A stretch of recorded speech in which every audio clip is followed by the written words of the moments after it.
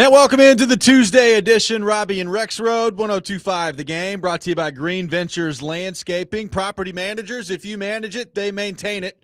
Visit greenventureslandscaping.com. Robby Stanley, Joe Rexrode, Ian Safar here with you on this Tuesday morning. We are live from our Busy Bee Plumbing, Heating, and Air Conditioning Game Nashville studios. Home of the $99 yearly Beehive membership with a buzz is always about great service. Joe Rexrode, how we doing? What's going on? We're doing all right, doing okay. I'll rant about what happened last night, so I'll just keep that to myself right now. Okay. There's a little preview for you. Look forward to that. Yeah. I mean, if we're already thinking about it when the show starts, this could set up for a good one. Well, I'm a little tired, and it's just, there's some people who need to be arrested in this world. Or there need to be vigilante justice. Well, the red PT Cruiser come back. We'll see. No, not that guy. We'll see what happens on the Rex Rant a little bit later in the program. Ian, how we doing? What's going on? Good morning. Did not make it up through the end of Morocco, Netherlands. Yeah, that did I. God, but it's another. I made full time. I was like, extra time. There's no way I'm going to make it. So I just pulled the plug, unfortunately. Penalties. These penalties are. You okay? Oh yeah, sorry. As you're talking, I was looking for the remote because I want to watch. Okay. I want to see the penalties on that. But yeah. Sorry. No, you're fine. Just sort of make sure something wasn't screwy going on with your equipment. But yeah, and so the penalties are high drama. Even the best teams and the best players, you never can tell in the penalties. And it was another fun day. Hot out there, so head on a swivel. Keep your cool, dude. It's crazy hot. Cool. I like that. Yes. Yeah. I guess it might get to 100 today, which is scary. Did you guys? Did you, Robby, happen to watch the? What was the other match that had the penalties? That was the middle. Germany, Paraguay. Yes. Yeah. I watched a little bit of it. Yeah. I think some people hate penalties. I know some soccer people are like, this sucks. You talk about it in hockey, right? Like, obviously, thank goodness, like in the Stanley Cup playoffs, like you get rid of that stuff. I gotta say, I think it's pretty awesome, man. I don't know why in soccer I feel like it's way better than like in hockey, but it's pretty high drama, it's high drama. There's no doubt about that. Yeah. So I don't know. I'm for it. I know that's a kind of a polarizing subject. Maybe the soccer, like the PK, hate it. I don't know, but pretty awesome tournament so far. It doesn't bother me because I think in soccer specifically, if you don't do it that way, you could be out there forever. Like you could be out there for a long time with nobody scoring. Yeah. Yeah. Like, no one can run anymore because they've been out there for 300 minutes. And that's happened sometimes in the Stanley Cup playoffs too. It does, but, and that's what the extra wrinkle into the penalty kicks is. Everybody's tired and you've made your substitutions already, and so your top players aren't always on, and if your top players are on, they're gassed. Right. Yeah. It's been a pretty. I'm looking forward to what's happening. Like every day now, it's like, okay, what do we have next? This is by far the most I've been into this thing. Well, I know Bosnia is dead to me for the next couple of days. That's all I know. You can be like that. Did you see that TV reporter? No. She was like, I don't know where Bosnia is on a map, and I don't care. And people are yelling. You know what? I respect it. Bosnia is dead to me the next couple of days. All my Bosnian friends out there, not the next 2 days. You're not friends of mine anymore. That's right. Lose my number. That's right. Next couple of days at least, you just leave it alone, and we'll see how it goes after that. That's right. Yeah, depending on the outcome of the game. And Herzegovina, too. Yeah. All of them. That's just right. Gone the next 2 days, and then Thursday, after a nice 3-1 United States win on Wednesday night, we can all be friends again. Okay. That's my official prediction. 3-1. 3-1. Okay. Look, transitive property in sports, you got to be careful, man. You got to be careful. But I did watch USMNT, us, roll Paraguay, and I watched last night Germany struggle to manufacture offense. I don't know what it means. Different matchups. You got to be careful, but there is a little bit of like you could talk yourself into this team maybe being a little bit stronger relative to the field than some people think. Sure. So we'll see tomorrow night. Almost there. Tomorrow night we will find out if the United States continues to advance in this tournament here. A deal made with a local Tennessee star yesterday, Joe. Ja Morant traded from the Memphis Grizzlies to the Portland Trail Blazers. So the Ja Morant era in Memphis is over. Jeremy Grant, Chris Murray back the other way from Portland to Memphis as a part of that deal. You think back, Joe, I don't know, 3 years ago, 4 years ago, and the idea of trading Ja Morant of, please don't do that. Let's find a way to get a long-term deal worked out. And it's just been such a, frankly, disaster since then. And now he's on his way to Portland. So what's your reaction to now that it's officially done, Ja Morant being traded from Memphis, the return that the Grizzlies got, and how do we sum up the Ja Morant era in Memphis? Well, I'm not surprised. I expected this to happen somewhere. And it's really sad. I'd like to hear, any Grizzlies fans. I think some are upset with this, but I just this is on him. I mean, really, when it comes down to it, this is on him. And I don't know all that has gone on in the diminishing. I still think that there's a great player in there, and it's going to be interesting. Ja Morant and Dame. It's interesting. Don't they have Drew Holiday too? They got all these guards, don't they? Do they have Drew Holiday? I think they do. Unsportsmanlike said they have 10 guards. Yeah, they got a ton of guards. Okay. Yeah, they got Drew Holiday. They got the guards everywhere. Hey, all these teams are loading up 7-footers. Just play 5 guards. See how that works out for you. I mean, Drew Holiday is 36, so Yeah, it's like Loyola Marymount or something. It's too bad, but again, the writing was on the wall. I don't see like Grizzlies fans. That's what I want to hear from Grizzlies fans. Like, does this shock you? Are you upset with the decision? It just seemed to me like it was obviously going this way. It's too bad because they had before he went off the rails, and that's really all it is. He went off the rails. Yeah, they had a core that you could look at it and say, okay, if you can figure out a way to maybe add one more key piece. Again, when they had Bane coming up, they had Jaren Jackson, they had Ja, and some other good role players. But you thought like this could be a team that can be, they were right there, a great series with the Warriors. The last championship for the Warriors in 22. But it's really on him, and so he's out, and a potentially great era for that franchise just kind of fades away. Yeah, I mean it's and it feels like it's been fading away the last couple of years. Yeah, I mean, it's been a long time since he's been a really good player, and it's just what it is. I mean, he was on the court for 9 games in the 23-24 season. He played 50 in 24-25, and he played 20 this last year. So I mean, he's barely been on the floor the last 3 years. And then the question I have moving forward is, how good is he anymore? I have no idea. Yeah. I have no clue how good he is moving forward. Hey, I'd love to think, and I know for Grizzlies fans, maybe this isn't a great thought, but I'd love to see him be like comeback player of the year next year. He's such a talent. He's such a joy to watch when he's, when he was right, when he was up there among most entertaining players to watch in the league. So I hope that's still out there for him, but I get the decision. It was time for a fresh start for both sides, and I think they're going to build around Cam Boozer now, and we'll see how that goes. I think there's some exciting, stuff going on with that young team, and they got a chance to move forward, and so does he. Well, it's a shame from the standpoint of, look, when he was at the height of his powers in Memphis, and you think back to 2022 and 2023 when he's out there averaging 27 a game and just being, like you said, one of the best players in the league, one of the most fun players in the league to watch. Like, at that point, you start to think about, all right, is he going to long-term commit to Memphis, or is it going to get to the point where, Boston or whoever it is comes and lures him away?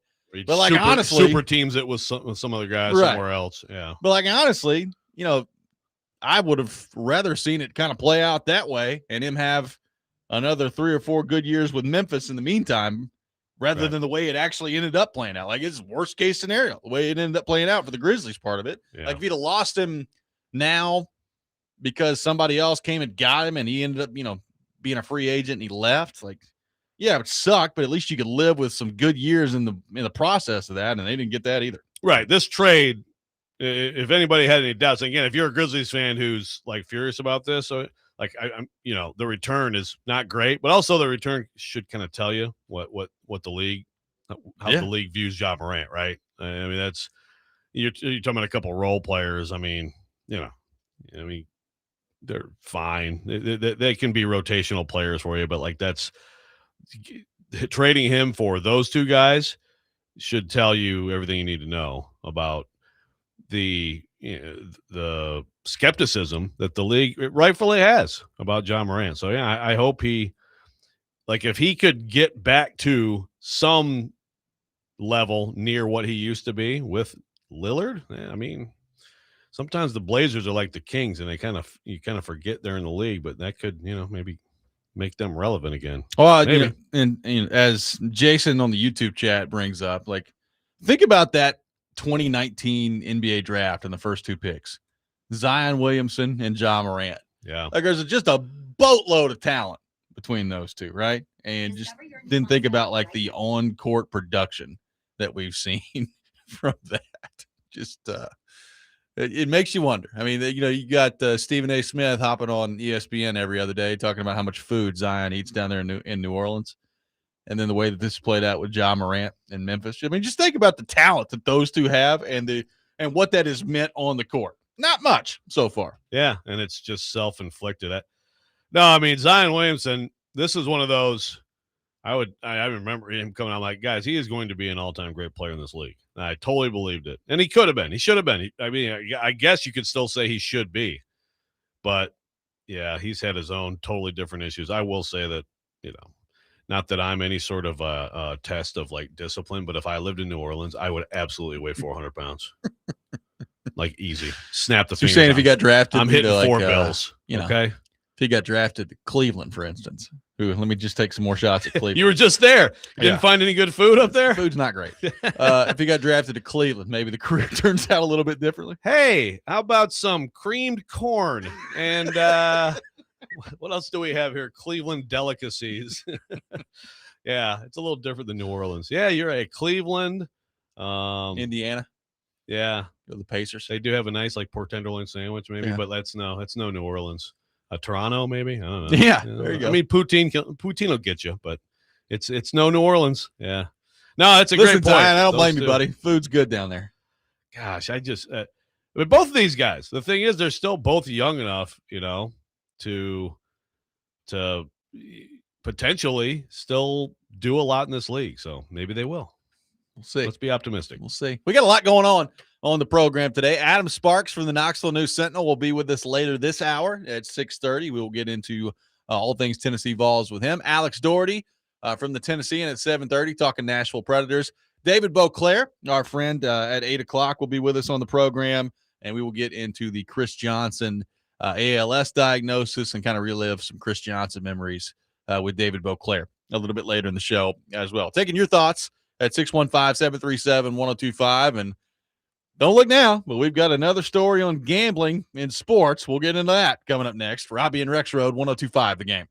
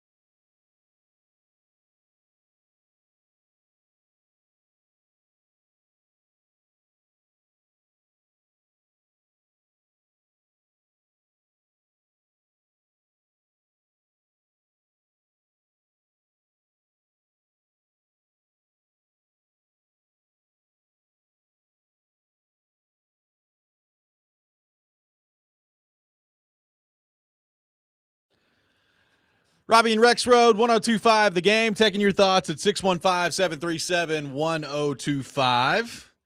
Well, don't look now, Joe. We got another story on gambling in sports. Former NBA players Malik Beasley, Ed Davis, and an agent are among 6 defendants that have been indicted on charges related to an alleged sports gambling scheme that targeted at least 4 games during the 23-24 NBA season. And according to the indictment, Malik Beasley lost millions gambling during his career, which I believe is 9 years. And he agreed allegedly to manipulate his stats ahead of at least 4 games during the 23-24 season when he was with the Bucks, so that people could wager on those stats. So manipulating his own stats for the benefit of others while gambling. So here we are again, Joe. We just got through all the Brendan Sorsby stuff. And, we've talked about this. I mean, gambling has been a thing in sports for a long time. And now that gambling is more prevalent in sports, we've seen Calvin Ridley deal with it. We've seen Nicholas Petit-Frere deal with it here locally. And the NBA, there's been some serious stuff that's going on here. And add Malik Beasley and Ed Davis to the list here. It's pretty wild stuff when you read through this. So if you are a young athlete, look at this situation, look at Malik Beasley, and look at like the bottom line. That's what I need someone to do. Just add it up for me. How much he has cost himself. This is a good player. Ed Davis, man, I forgot about Ed Davis. Covered him in the national championship game for North Carolina in 2009 in Detroit. I totally, this is a guy who just kind of bounced around the league. Malik Beasley has been a good player, a guy who, again, can make millions of dollars playing basketball. And you're going to mess around with crap like this on your little player prop stuff. And so here he is getting caught. Here he is losing millions. Does anybody notice out there? I really hope so. I agree with what PK said. And he says it on social media every time one of these. Like, if we don't treat this like a big deal, you just sort of brush it off. Again, we're just becoming immune to this. This is a big deal. And I hope people see it that way. And again, look at the situation. Look at what this guy did to himself for how much. And so he's out there diving on the floor for a meaningless rebound in the last few seconds of a game to reach that prop. I mean, it's just so stupid. I heard Jake Lyman yesterday saying they need to college sports. Of course, they're trying to, they want to get rid of individual prop bets for college athletes. But Jake was saying they just need to get rid of prop bets, individual prop bets, and I love the idea. Also, when I hear that, I'm like, yeah, it's just not like they're not taking less money. They're not the owners of these teams. They're not doing less games, et cetera, et cetera. Oh, the sports books are not going to do that. Sports, right? Yeah, I mean, I love the idea, but yeah. So this is the world we're in, and again, I'm grateful when that we have oversight and these things are being found. Now, what percentage of the things that are actually happening I don't know. But every time one of these happens, I'm grateful for it because it's like, look, kids, this is what you don't do and screw up your life. I mean, especially, it's just incredible. Like, the 6-man at San Jose State. I'm not saying I get it, but okay, that's an obvious place to go. It's like no one hardly is paying attention to the game at all. Got a player prop. Yeah. That would seem to be like a place, NBA players, a prominent NBA player, multi-contract NBA player doing this is truly just so beyond stupid. I don't know what the word is. Well, and each time something like this happens, I think some of the thought process out there is, well, surely that will be like the last one, right? Like, surely at this point in professional sports, with as many people who have done this and have been busted, there reaches a point where you're like, hey, you're gonna get caught, so just don't do it. But it's not. Like, I mean, this is, when you think about it this way, I was thinking about this the other day. Like, there's all sorts of rules that have been in place, disciplinary rules in professional sports for a long time, and you can to all different walks of life, all different types of behavior. And people know what those rules are, and they still get violated, right? Like, they still get violated all the time. I mean, NBA players, NFL players, NHL players, they're all aware of this. Like, they all know what the rules are, what they can and can't do. And it's no different than anything else. People are just going to think that they're going to be the ones that don't get caught. They think that they're going to be the ones that outsmart the system and get a short-term payday, and that's the only thing that they could see. And this won't be the last one. I mean, every time we see a story like this, you think that it's going to be, and then there's another story that eventually comes out a few months later where there's another professional athlete that's getting busted for gambling. And all you think to yourself the whole time is like, how are you guys still stupid enough to do this? Like, everybody's getting caught left and right. Do you guys think you're going to be the one that doesn't get caught? Like, so this won't be the last one.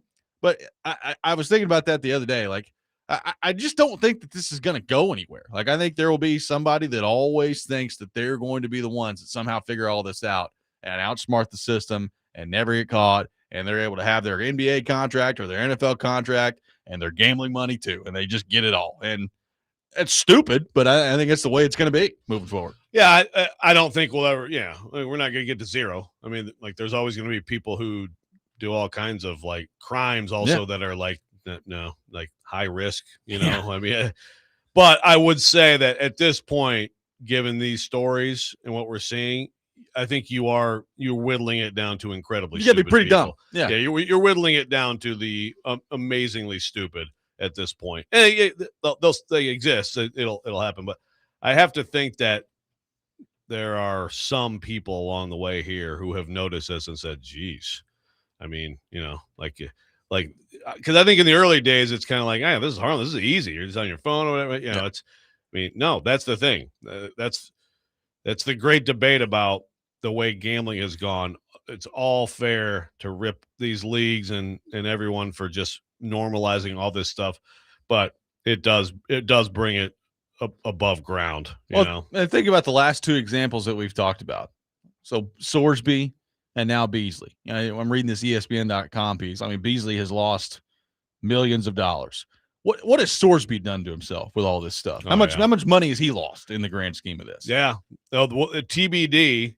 Because like at some point, I think the best thing that could happen with Sorsby, if you really want to look at well, it's interesting because I think I would say this. I think the best thing that would happen to Sorsby is that he figures this out. He goes through treatment.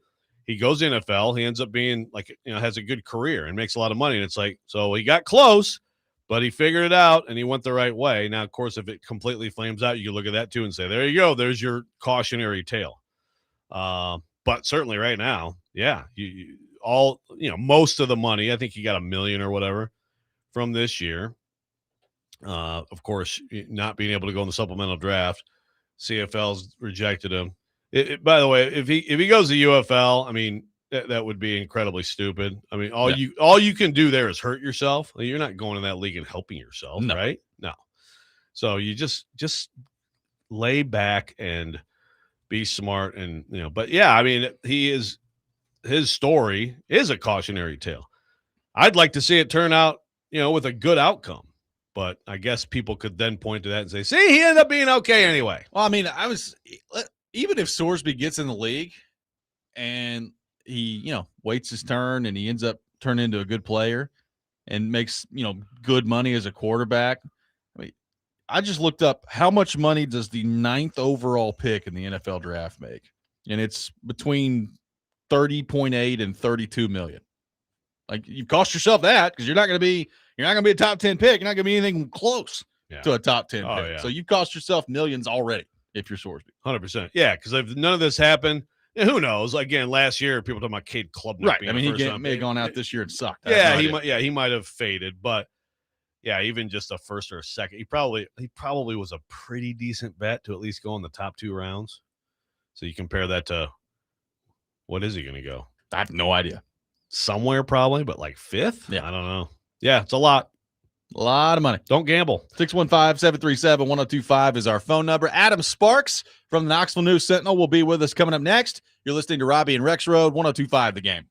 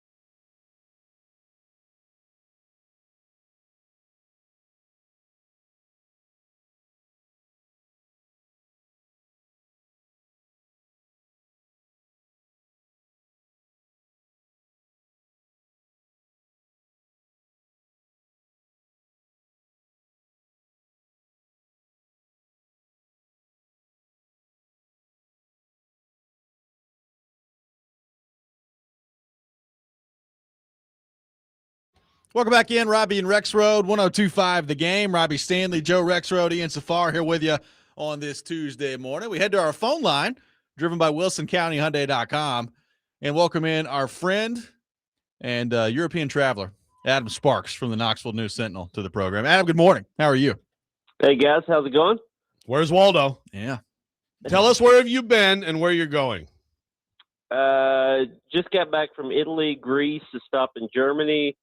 Going to a Braves game tonight in Atlanta, and then DC for a week, and then the Caribbean and Puerto Rico for a week, and then SEC Media Days is the next day. So getting everything in before football starts back. And Bev is most excited about this Braves game, isn't she? Of all these things. Well, she does own 2 shares of the Braves, so she's a co-owner. So nice. Which is funny. At games she will sometimes shout things as an owner, like I'm trading you tomorrow. You better pick it up out there. That's right.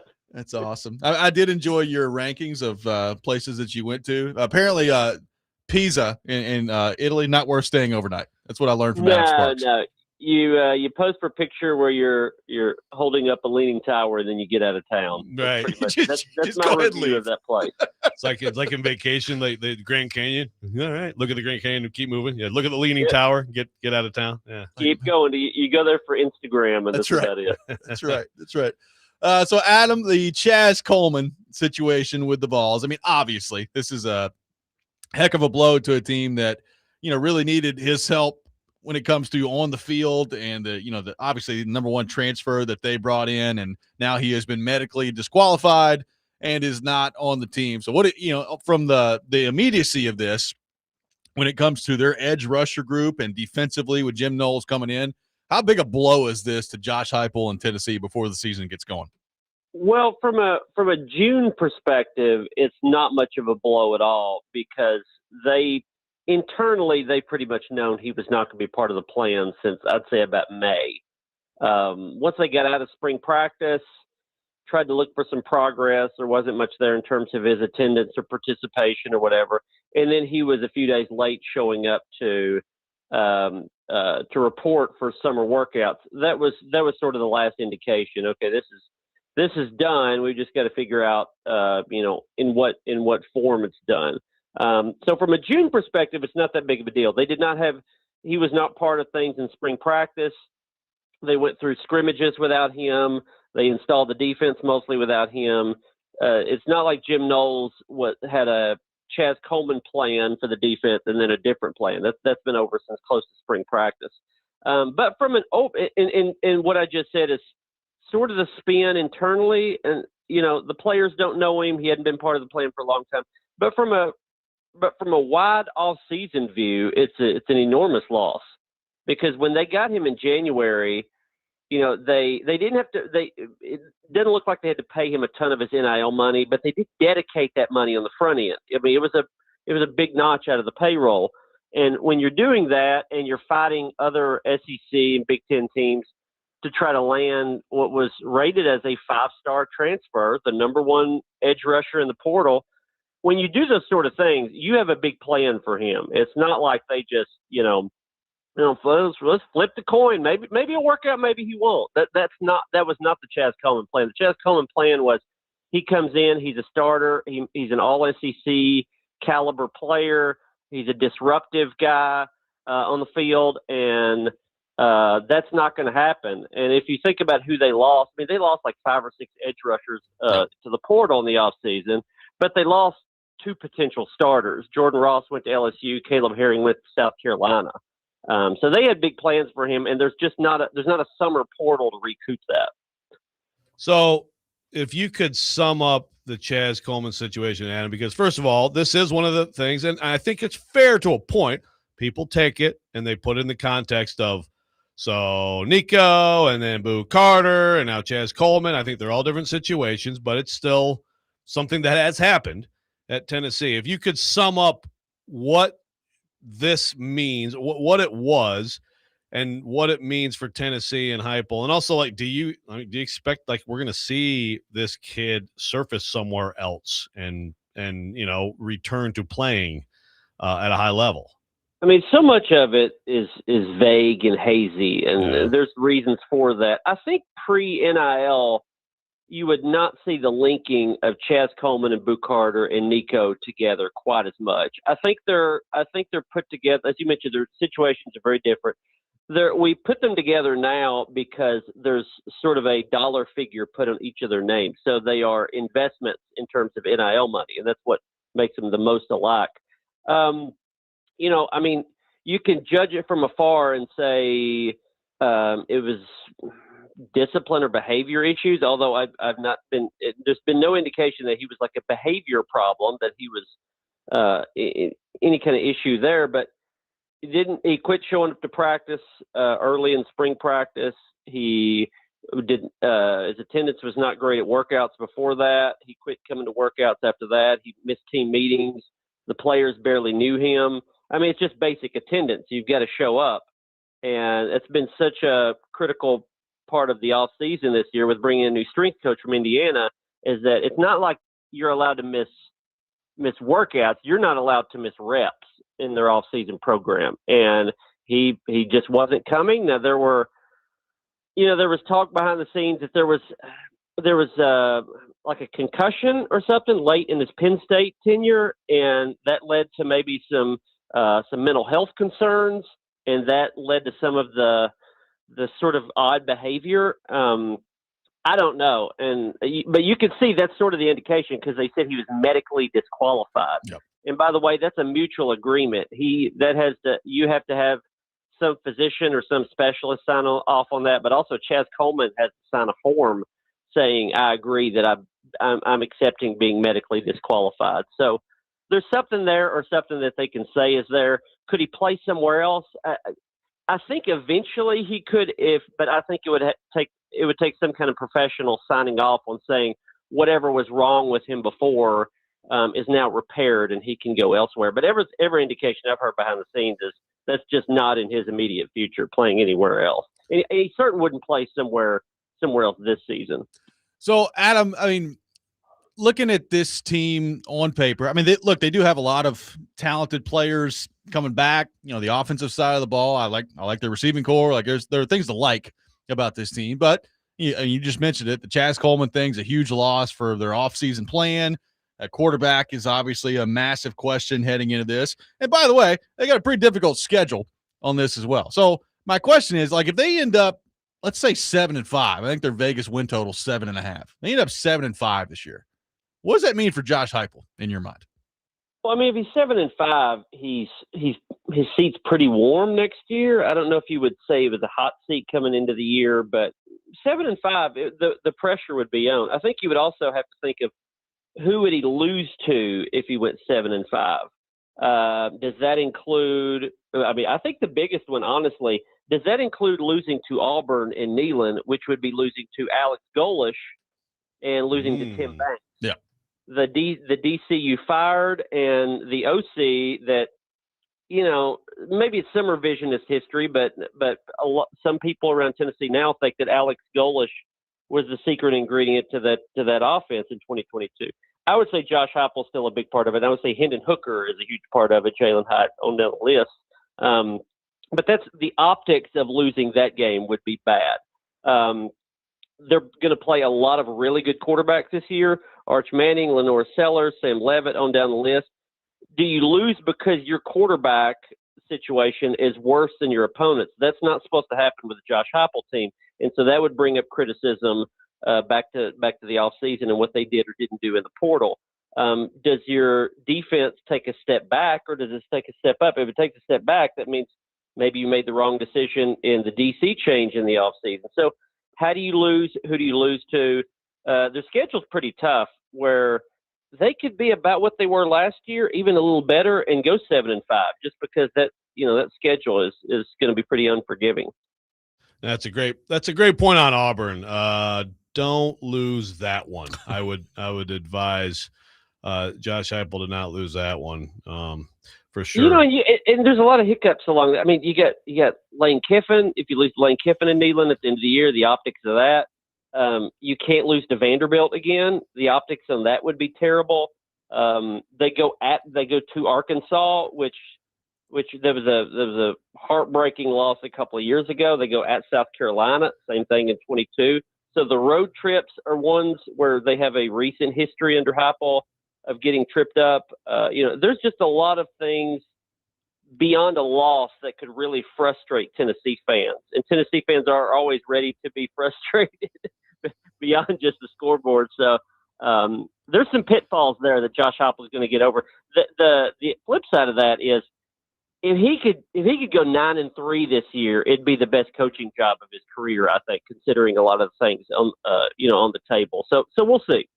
So when the fake UT comes to town on September 26th to play the actual UT, Tennessee, Adam, health, assuming full health, who's quarterbacking the Vols? Whoever finishes the Georgia Tech game is who's starting. I want a name. I don't know. I would like to see both of the quarterbacks play early. So, the frustrating things for fans and even media, I think, is if one of them is named the starter and they play almost all the snaps in the first 3 games and we don't get to judge it for ourselves. A lot of times these things are, done based off what happens in practice and things that the untrained eye doesn't know of which quarterback understands which run play to get them in or who checked to the right protection and those sort of things that we just don't pick up on. If it's close enough coming out of camp, I hope they both play about even in the Furman game in terms of snaps. The same for maybe Kennesaw State. If the starter struggles Georgia Tech, I'd like to see a quick hook, like kind of what happened with Joe Milton and Hendon Hooker in 22. Let's see both of them, and then let's judge it. I still think going into camp they're really close, and I don't think the coaching staff knows who their starter is right now, or really I think they would have a hard time picking, even guessing right now. All right, Adam. Last thing for you: is Peyton Manning dead to half the Tennessee fan base for wanting his nephew to do well against Tennessee coming up? I mean, there was a portion of Tennessee fans that said, "Yeah, how can he do that?" There were even debates here of saying, "Well, a nephew, that's not close enough." It's not his son. Who cares? If it was his son, I would understand, but a nephew? I mean, it can only be your oldest child. If it's like your right. third or fourth, that can't even count. Yeah. I mean, it didn't surprise me that that's where he's going. I mean, his dad obviously had the template for that you root for family over your alma mater. He had to do that during Peyton's career. But that did not surprise me at all. I think I would do the same thing. I would choose my nephew over my alma mater, especially if you have that close of a relationship, plays the same position. He's been a mentor to Arch his whole life. I was just surprised he said it. Yeah, you want to avoid. I may as well just try to not. Right? Yeah, I mean, you guys know as well as I do. How many times has Peyton Manning been asked a direct question and he found a way to talk around it? And this time he chose not to. I guess maybe because it is family, so he wanted to make it clear. My advice would just be don't come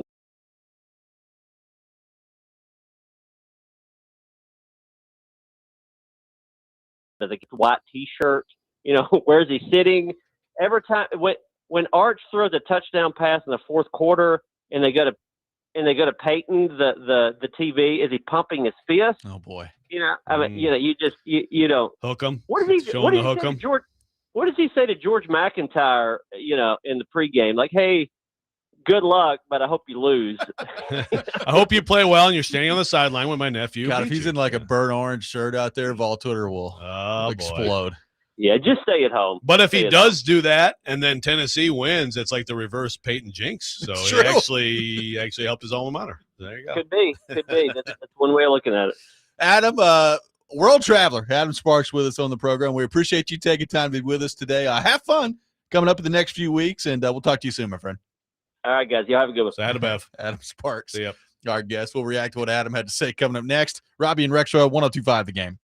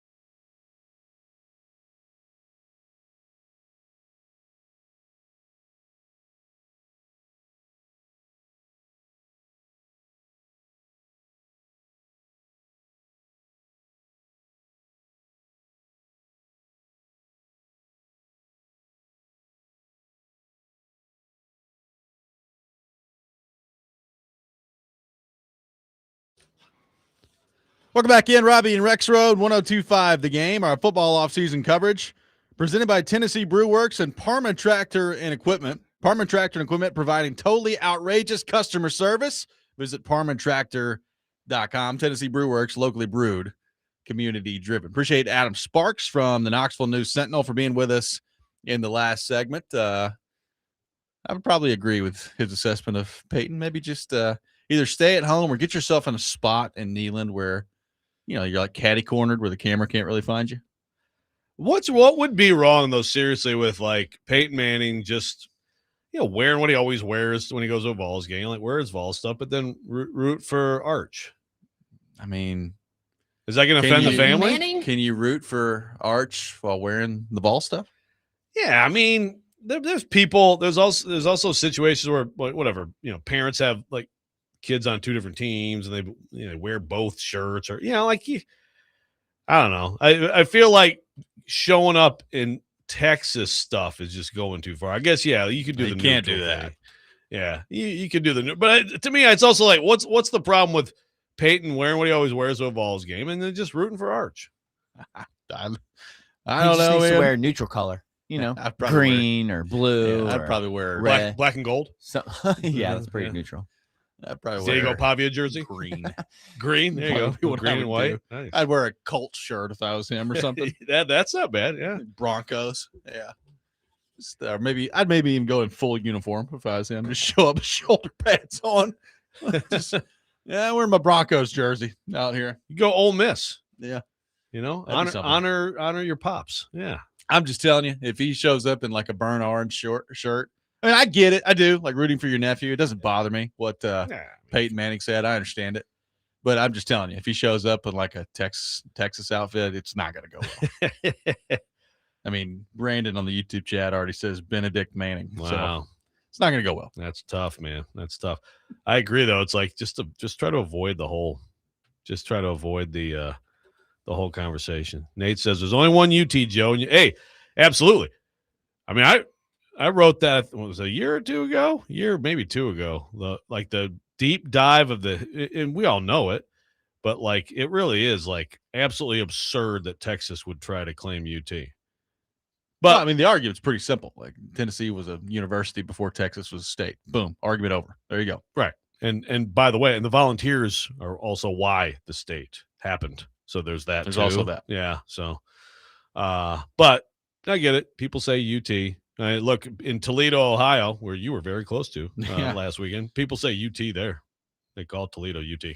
So, Yeah. I mean, but nationally, it's Tennessee. That's what it should be. I agree. So how big a deal is the Chaz Coleman resolution now that you look at Tennessee's defense, as Sparks pointed out? I mean, you lose Jordan Ross this offseason. Caleb Herring's gone. A couple of starting edge rushers, and you counted on Coleman to come in and be a game wrecker. Now he's not going to be there. To me, it's a pretty big deal for Tennessee's defense to not have him. Yeah, it's just all of it together is tough because it's been about the best part of the team here for a couple of years.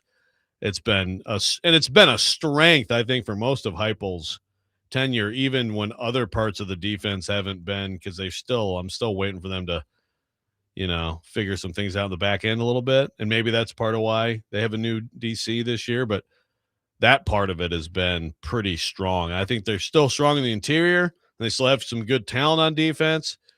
But if you don't have some guys who can just win one-on-one matchups and affect the quarterback, it's just a big hole for your defense. And you already have so much pressure on the offense with the young quarterbacks. Like Sparks said there. You go through their schedule, and if you want to simplify, and it's oversimplifying, but sometimes football does come down to which team has a better quarterback. And it's just, you're asking a lot of these young guys. I think there's a lot of promise with both of them, but you're asking a lot of these young guys, if it comes down to that, to win some of these games. I just think that there's a very realistic scenario this year where they're not very good. They're like 6-6, 7-5. And if that's the case, I just wonder what that's going to look like when it comes to the fan reaction, to Heupel, and some of that's going to be whatever quarterback they end up choosing here. How good do they look, and what does that kind of look like moving forward? But with the schedule being what it is, you've got I think, a ton of questions on defense just in terms of like who's going to get after the quarterback. You got quarterback questions. And that's the thing. If they get good quarterback play, like if either one of these young guys step in there and play reasonably well, they're pretty loaded on the offensive side of the ball. Like, Yeah. and they got Staley, who's really good at receiver, Matthews. Like, they've got a chance to be pretty good on the offensive side of the ball if they just get adequate level quarterback play. I just don't know what they're going to get from that spot. Yeah, and that is going to tell the tale. And if they do, then yeah, they're going to have to win probably some shootout kind of games. But okay, if you win them, great. So it's still, I think you're right. I think the bottom line could end up being disappointing. It's just a really, really hard schedule. And you go up and down the thing, and it's like you get late in the year, and it's like, oh, now you get to go to, after Bama, after going to South Carolina, it's like they're talented. You get that. I guess they get the Kentucky reprieve, but then you have to go out to Texas A&M and come back for LSU. I mean, it's a relentless schedule once you start with Texas there on September 26th. So, but it's also, I think, an exciting year still, especially if one of those guys can really emerge and all of a sudden you're like, okay, this is now at that spot. We're set next year, right? As long as something weird doesn't happen, and then you can have optimism. That, to me, the worst case is whatever it is, unless it's a really good record. The worst case is still having that uncertainty at QB at the end of the year. Then it's like, man, how can you feel great about 27 if you don't at least have that solidified? You want to get on the hot seat with me? Lose to Shane Beamer. Get on the hot seat with me. That'll do it. That would bother you more than Golish. Oh, yeah. Okay. By far. I think it still would be more damaging. Now, I know you hate Shane Beamer, but South Carolina is a much more excusable loss this year than Auburn at home, right? Probably. Although, I mean, South Carolina, not very good last year. So there's also that. They're not. But, I guess, it's like, what is Sellers going to be this year? By that time, we'll know, how good they are. And your microphone will know also. The world just doesn't want me to talk. That mic, a little low T on the mic over here. 615-737. This is a low T alert. 1025 is our phone number. The Preds have made yet another trade. We will get into that coming up next. Robby and Rexrode, 1025 The Game.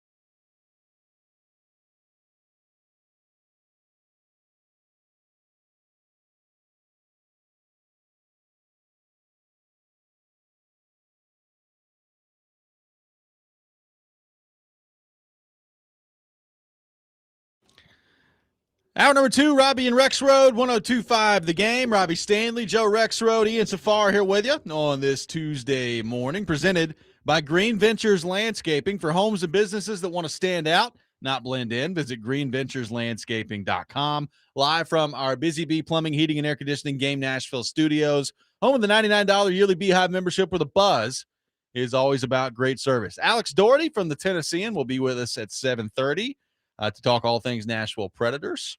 David Boclair at 8 o'clock. We'll get into Chris Johnson and kind of relive some memories with him. Coming up next hour at 8 o'clock, the Rex Rant with Joe Rexrode later this hour at 7:45, and he's fired up. So I'm looking forward to that. Coming up a little bit later this hour. Yeah, I'm tempted to commit a crime at the expense of another person. There we go. I continue to get more fired up for it coming up at 7:45. I'm trying to think of the Loppy on the YouTube chat says Robby's problem with Beamer is hilarious. I'm here for it. I'm trying to think of the coaching staff that could potentially be hired like by the Titans one day that would just send me over the edge around here of having to talk about it every day. Like LaFleur is head coach. Yeah, LaFleur. And Beamer is like special teams coach for the Titans. I'd lose it. LaFleur. Could Beamer be? Yeah, I guess that'd probably be what he'd be, right? Yeah, NFL special teams coach working for LaFleur. Yeah. I mean, is there any way Butch could get any kind of role on that staff? You know, what would that do? Can he tie his shoes? I mean, hey, Butch. Butch he's got it going. Okay, does he? I mean, he's doing all right at Arkansas State. Who else would be? That's about where he belongs. Who else would be in the Robby hated coaching staff? There's a lot. There's a lot there. It's Pruitt doing.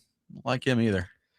Yeah, Pruitt, I just can't. Like Butch, he's a head coach. I mean, if he wanted to maybe Drinkwitz, throw him on the list. Oh, get Eli in there, Yeah. Right? Yeah. But Pruitt, I just can't. It's hard for me to imagine Pruitt getting a job in general. I don't know. Any job? In any field.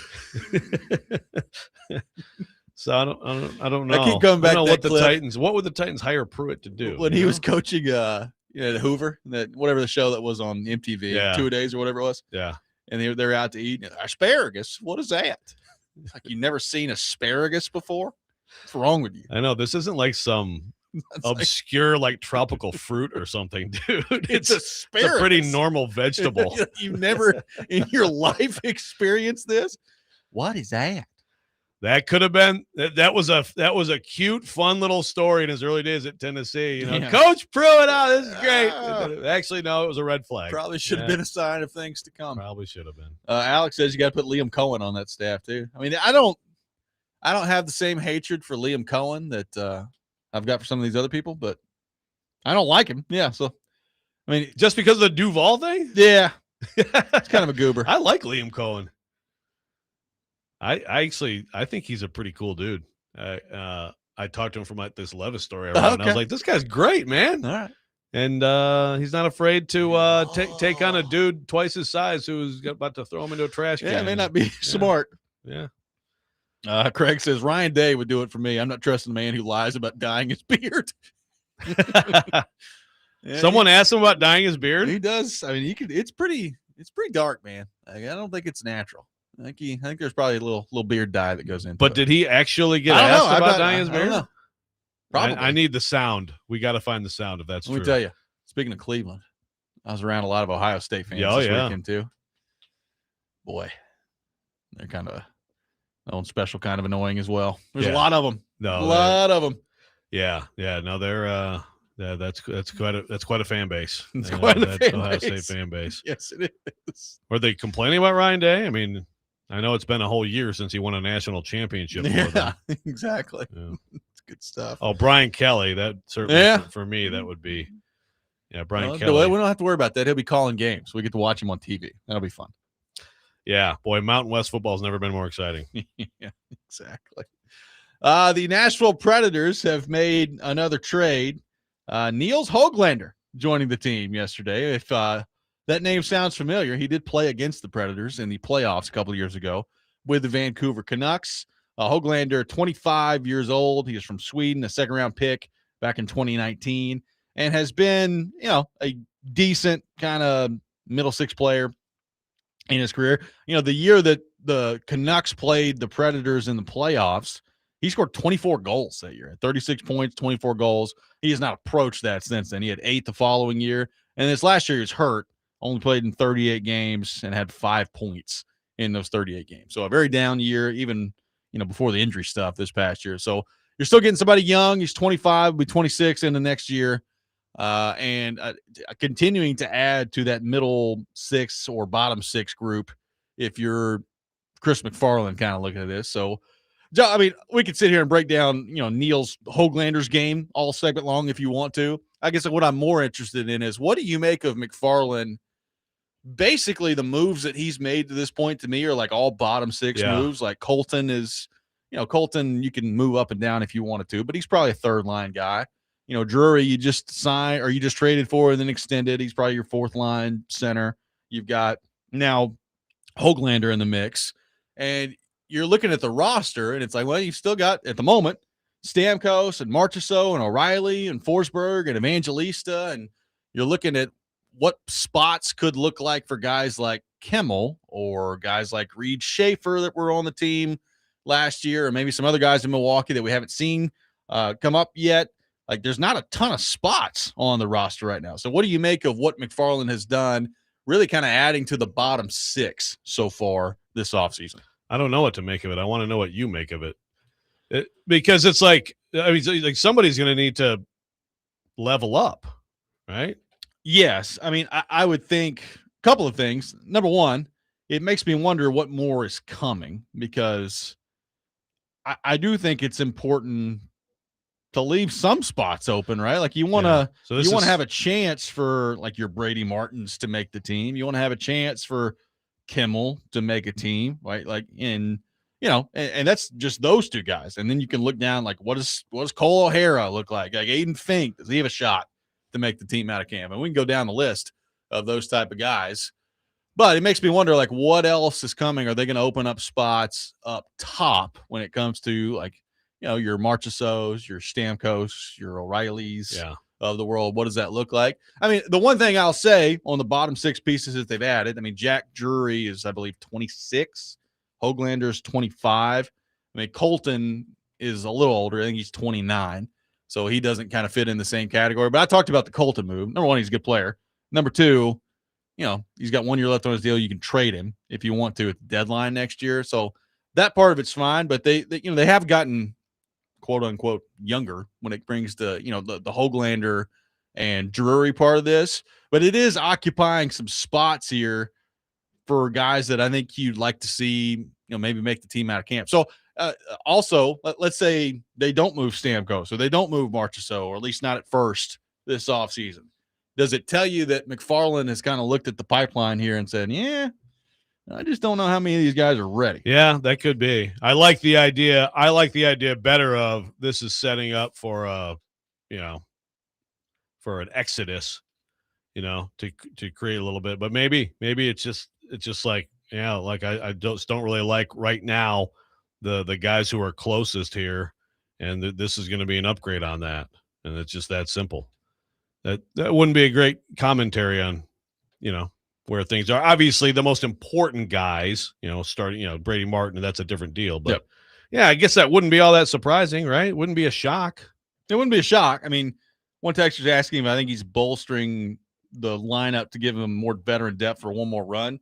I don't think so. Like, and I think McFarland, with some of the comments he's made, like, he's pretty honest when he was talking about where this team is. Like, they're not a Stanley Cup contender. They're not where they want to be, I think is the phrase that he used. So I don't think Chris McFarland is under any illusion that you're going to bring in like Niels Höglander and Jack Drury, and all of a sudden it's going to be like, well, look, these guys are ready to compete loading right up now. Okay. So I don't think it's that.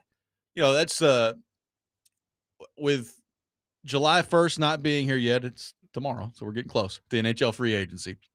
You got a ton of trades going on in the NHL right now. The Predators have, kind of nibbled around the edges a little bit. They've made some trades here, but nothing that's anywhere close to, some needle mover.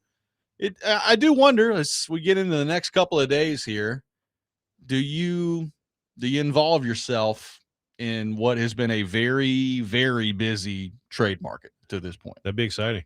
256 area code. Do you know what that is? I'm just wondering if maybe this was Stamkos who was texting in here. What do you guys think? Maybe it's a one more run? Huh? What do you say? Northeastern Alabama. Okay, I guess not. Unless I I don't don't know, it could be his vacation home. burner. Yeah. Yeah, that's true. Could be a vacation home. Yeah, in northeastern Alabama. Northern and northeastern Alabama. So Stamkos, big fan of Huntsville. Yeah, good food there. They got some good restaurants. Decatur.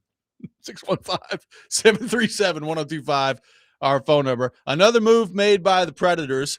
Do we think that there's a chance that McFarland does majorly involve himself in what has been a very active and very busy trade process in the NHL? We'll get into that coming up next. Alex Daugherty at 7:30, all that ahead. Robby and Rexrode, 102.5 The Game.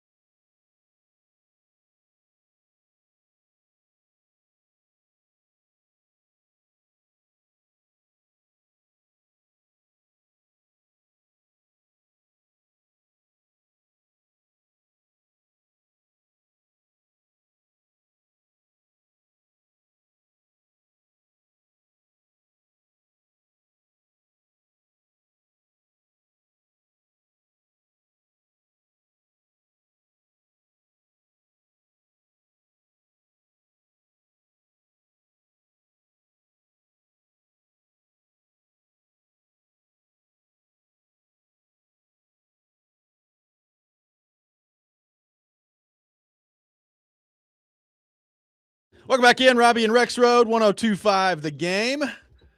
Taking your thoughts at 615-737-1025. We just went down a Steve Spurrier rabbit hole Wow. in the break. That's beautiful. It actually fits Missed that well guy. with. I don't know why, but it just fits well with this jam of a song. Did you know that PK and I did Mount Rushmore of yacht rock songs on Friday? Yeah, I heard that. That's what we did to your program when you left. Hey, let's do a bunch of Mount Rushmores, including yacht rock songs. I'm surprised he was agreeable to that. Yeah. He was unbelievably good. He picked Ride Like the Wind, and This Is It. Both on my Mount Rushmore yacht rock song. I was absolutely incredibly impressed with PK. That guy just never ceases to surprise you. Yeah, exactly. But no, that Spurrier clip you just had, I mean, that is, man. Bring your cameras on down there. Let's do some one-on-ones. Wonder how long that lasted. I don't like this media guy. Just bring your cameras on down. I got to know who that was. Who was that? Jadavian. He was just like, he hated this dude so much that he's just giving everybody else one-on-ones. Like, let's spend like 3 hours here today. I'll answer the same questions over and over again like it's SEC Media Day. Yeah. Wow. Good stuff. Good stuff. Love that dude. So what is more likely in your mind? You got free agency coming up tomorrow if you're the Predators. We've talked about the free agency class. It's not very good. I mean, there are a very, very select few guys that are probably going to get paid a lot of money tomorrow that may or may not be worth the money that they're about to get paid, but good players. Like they're, Rasmus Anderson, defenseman, he's a good player. We'll see what that looks like. He didn't have a great playoff for Vegas, but he's a good player. Bobrovsky in goal. He's 37 years old. Yeah, we've gone through the free agent class. It's not great. What do you think is more likely? The Predators make a significant free agent add, they trade away somebody significant currently on their roster, or they trade for somebody significant on another roster right now? So I guess the way I'm breaking it down is make a big trade to add, make a big trade to subtract, or sign a big free agent. What do you think is the most likely route if you're Chris McFarland this offseason? I think subtract by a long shot. And I know it doesn't mean it's easy or guaranteed to happen, but that's where they are, right? They're in subtract mode. They're in subtract mode. They're in let's clear away any confusion mode. Guys, this is a step back. It's what it has to be. And then they're in start to filter in the young guys and see who's who and what's what. That's what it is. Like if you can get a significant trade add of a youngish player who can be a key part of your future, great. And maybe those two things should go together. It's possible. It's not super likely. I mean, the teams out there that are buying typically aren't going to part with like a late 20s important player on their team, but it could also be a significant add in terms of like a prospect who's close or something like that. Yeah, like I would love to know. And by the way, what I'm about to talk about with trades, it doesn't have to happen this week. I mean, that's the beauty of the trade is it can happen in August. It can happen in December after the season started. Yeah, but let's honor the 10-year anniversary of PK for sure. I agree. Look, the other part of that is we are seeing massive trades in the NHL right now. I mean, the last couple of weeks there have been a ton of them. I mean, Brady Tkachuk gets moved. Dorofeyev got traded from Vegas to New York. I mean, it's a fun time. And there's the Werenski stuff that's bubbling up right now. Who knows still what's going to happen with Dylan Larkin. So there's a lot going on in the league in terms of the trade market right now. And I just wonder what the conversations have been like, not just with like Marchessault, because I think he's the first name that is going to come up for a lot of this with a lot of Predators fans. But like Steven Stamkos, what's the conversation been like with him, with Chris McFarland? We've talked about Yossi, but what's that look like? O'Reilly, right? I mean, O'Reilly was treated by Trotz like he had a full no trade and wasn't going anywhere ever. Look, they could sign Ryan O'Reilly to a contract extension tomorrow. Are they going to do that? I don't know. But has McFarland looked at O'Reilly and said, hey, man, really love you. We can get a whole lot for you right now. And I'm probably going to look at moving you. He is well within his right to do that if he wants to. So I don't know. That's kind of the beauty of having a brand new general manager in that has nothing to do with the organization of they've got an absolute clean slate here to operate whatever way he wants to operate. Yeah.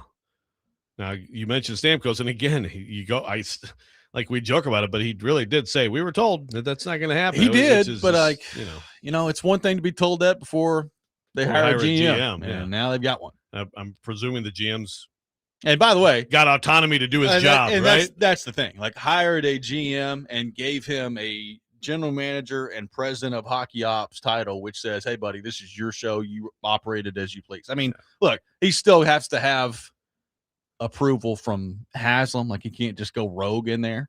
But I think Haslam is smart enough to say, all right, this is who we've hired to run the team. Run it. Yeah. Which, by the way, this brings up another thing. I heard, I think it might have been the end of last week on DVD, but Willie was like, they're not trading Roman Josi. And I mean, that's probably going to turn out to be true. I would say, but do you know that? Right.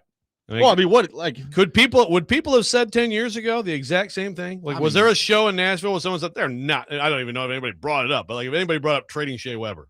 Well, I mean, you could say that. I mean, what happens if Roman Josi walks in and says, hey, I'd like to win, and we're not going to win here? Yeah. I mean, what do you do? I mean, if you're really going to do this thing and trade away older guys and bring in picks and prospects and younger guys, think right. I don't see how you could be like 100% no chance. Well, again, like, this is not me making things up, or like Pierre LeBrun talked about this, and like, he didn't just get that from nowhere back in March. So again, like, I would agree. Like, is it likely that Roman Josi gets moved? No. I mean, there's a lot that has to go into that. The cap is going up, so I don't think his deal is like unmanageable for people, but it is a $9 million salary that you're having to take on. So it's not, chump change by any stretch of the imagination. So yeah, like, there's a lot about it that if you're asking me to guess what happens, he's on the team next year, and then you kind of see where things go after that. But like, to act like it's some crazy thing, like, it's not crazy to me that Roman Josi could look at the moves that get made this offseason and say, yeah, we're just not anywhere close to winning, and I've got 2 years left on my deal. I've got a super limited time left. I'd like to win, and I'm always going to be a Pred. You can do that. You can absolutely do that. So, yeah, I think you keep an open mind on that. The O'Reilly thing is really interesting because I hear the whole this guy sets culture like no one else, and if you're going to have this young team, why would you not want that as a daily reminder and a daily, here's the bar. Yep. I get it, but also, what can you get? Yeah. You weigh those two things against each other. At some point, maybe lean a little bit more toward straight up asset management and talent acquisition, right? Well, and I think as McFarland has settled into the job over the last couple of weeks, and he's really done what I would assume would be a pretty deep dive on like the prospects and what that looks like, and how he feels about some of these guys. How aggressively does he feel like things need to be overhauled here? And that's the other part of this. And you don't have to do it all right now, but there's probably a decent opportunity to do some of it right now when you're talking about just the market and what it looks like at the moment, and things that are going on around the league. So all I'm saying is, like, I'm interested to see over the next 3-4 days here, is there a big time move that's coming from him? And I don't know, maybe there is, maybe there isn't. I'd be surprised if it came via free agency, but is there a big time move of unloading either a contract or making some sort of trade where you're like, oh, okay, how about that? That clears up some room, add some intrigue to the offseason. I'll be really surprised if there's not something at least pretty significant somewhere in there. Yep. 615-737-1025, our phone number. Alex Daugherty from the Tennessean with us coming up next. You're listening to Robby and Rexrode, 1025 The Game.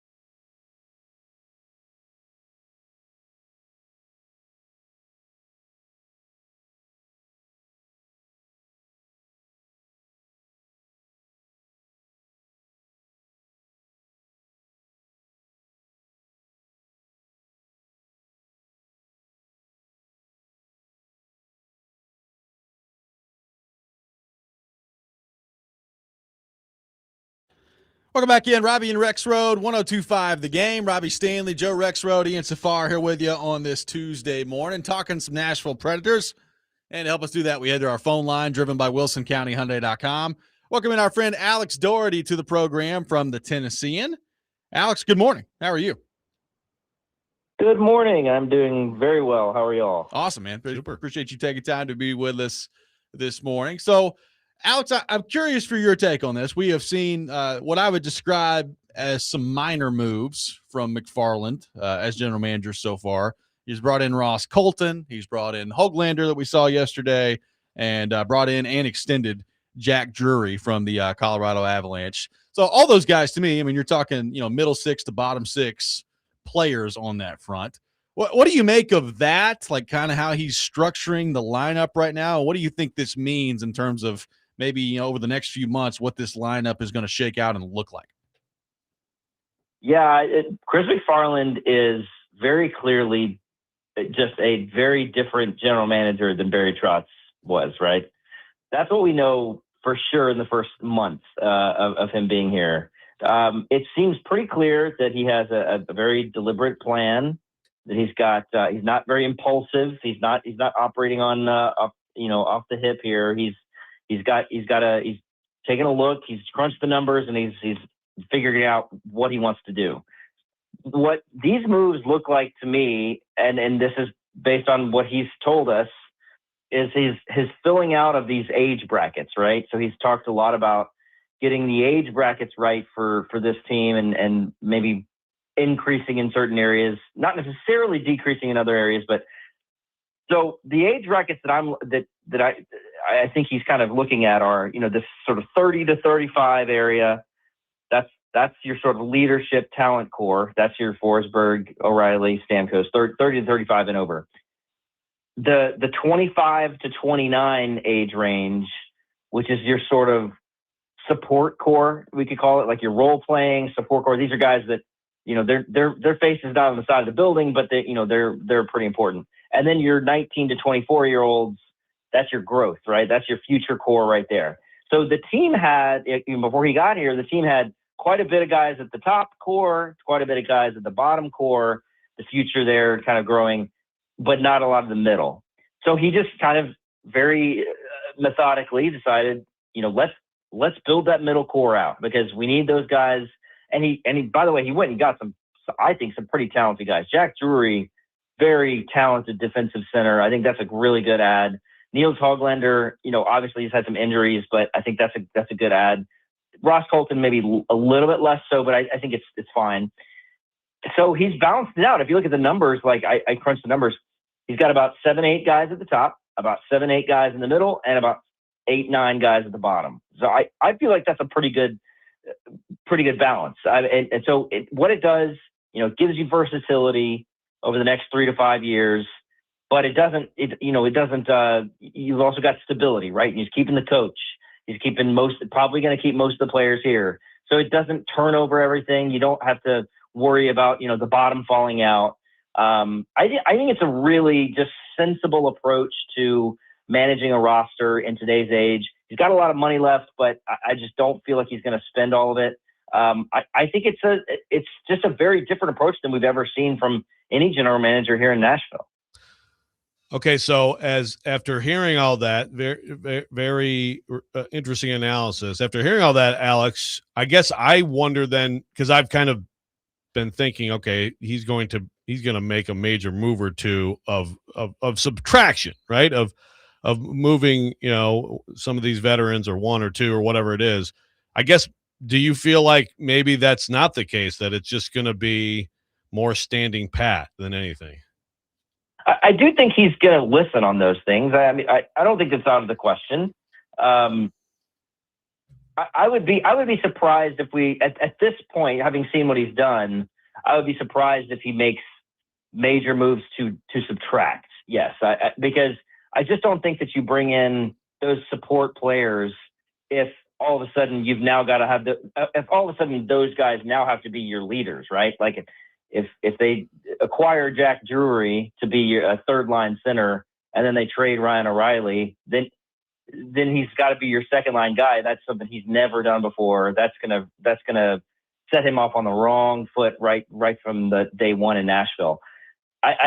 So I mean, by the time we get to next March and the trade deadline, that all could be changed. I mean, the team could be in the bottom half and need to sell, and that could happen. But I just don't see it happening, this week or in July.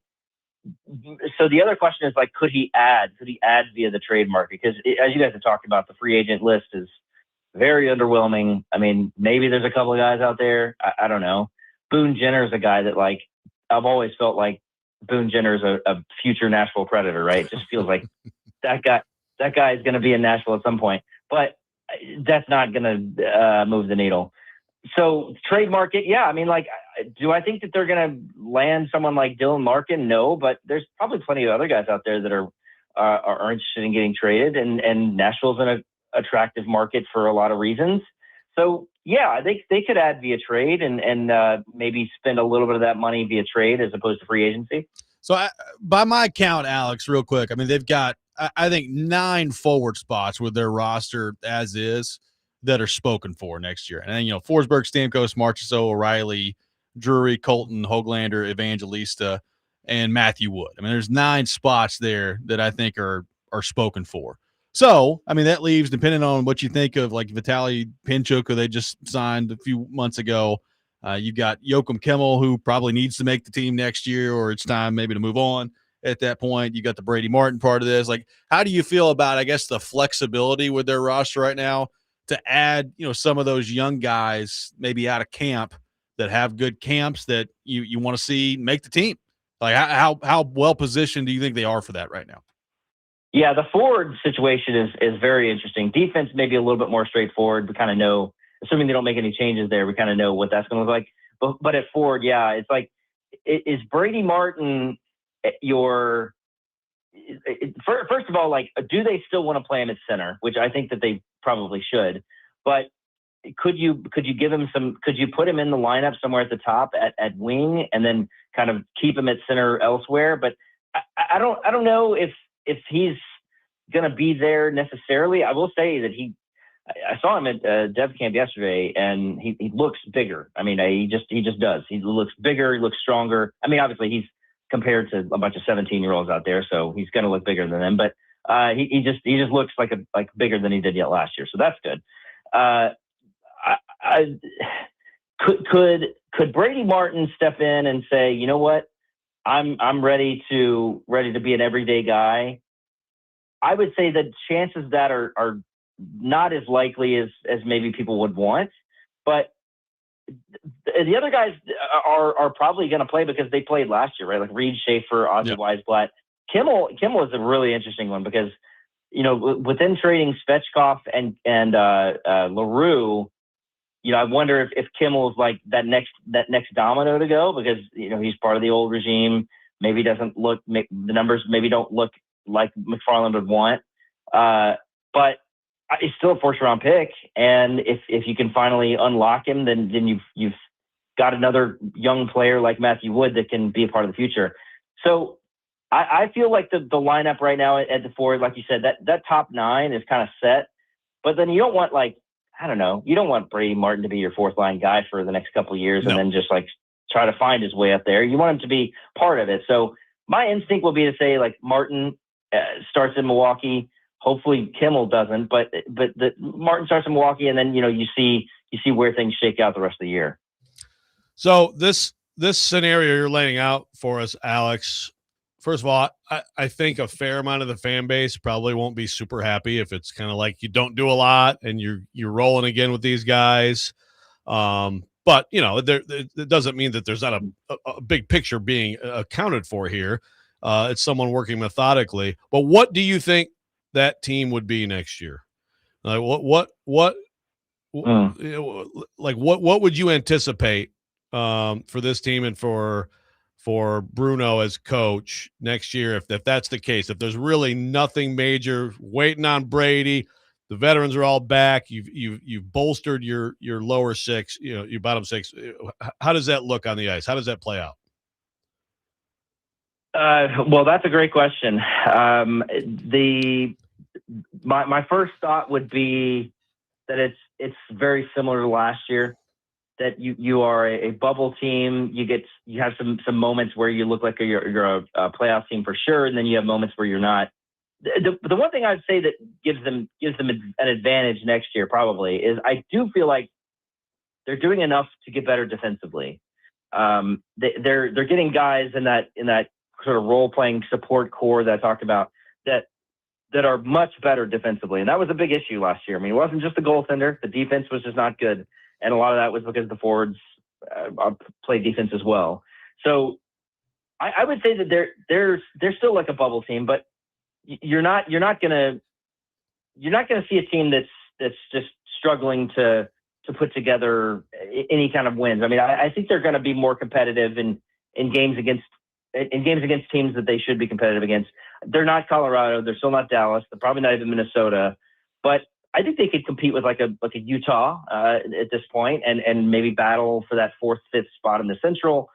Now, obviously, we're saying all this before July 1, not Wednesday, July 1, Joe. Yes. It's not Wednesday. It's July 1. I appreciate your courage in even taking this on, but now I'm triggered. Here we are on June 30, and we're talking about July 1. We had a great interview with Alex on June 30. Sorry, go ahead. Got him going again. No, yeah, it's just I feel like they'd be a decent team, probably not a playoff team, but maybe on the bubble, very similar to last year. Well, we'll see how it shakes out. I mean, in some ways, I'm kind of looking forward to tomorrow to see like who actually signs people. Hey, look, a free agent signing on free agent frenzy day tomorrow. Should be fun. They like announce it in like an email news dump. Yeah. You know, it's like we don't want a headline on this. Exactly. Yeah. Alex, great stuff, Yeah. buddy. Appreciate you taking time to be with us and have fun. We'll talk to you soon. Oh wait, Alex, I got one more question for you. Nice job breaking the Yeah. story on Blyle going to Michigan State next year, right? Oh man, So the Spartans are loaded for the next Spartans year. have 10 first-round picks next year. And the Riker Lee's one of them. Yeah. Blyle's one of them. 10. Are the Spartans going to win it all finally? I don't know. I mean, like Michigan just got this kid Landon DuPont. So what's funny is I feel like it almost sounds like he made his decision. Blyle changed his mind based on that, because what happened was at the draft he told us he's going back to Moncton and he would go to Michigan State in 27. And then like the next day, Landon DuPont decides that he wants to go to Michigan. And then Tommy Blyle's like, you know what? I'm going to go to Michigan State. I'm gonna go smash him into the boards at We're gonna Yost take him Arena. I love it. So yeah, college hockey's having a moment. I mean, obviously it's not huge in this area, I know, but man, it has gotten really fun over the last couple of years. Yep, no doubt. Yes. Alex, thank you, sir. Appreciate you. All right, talk to you later. Alex Daugherty from the Tennessean, our guest here on Robby and Rexrode, does a great job covering the Nashville Predators. The Rex Rant coming up next. Robby and Rexrode, 102.5 The Game.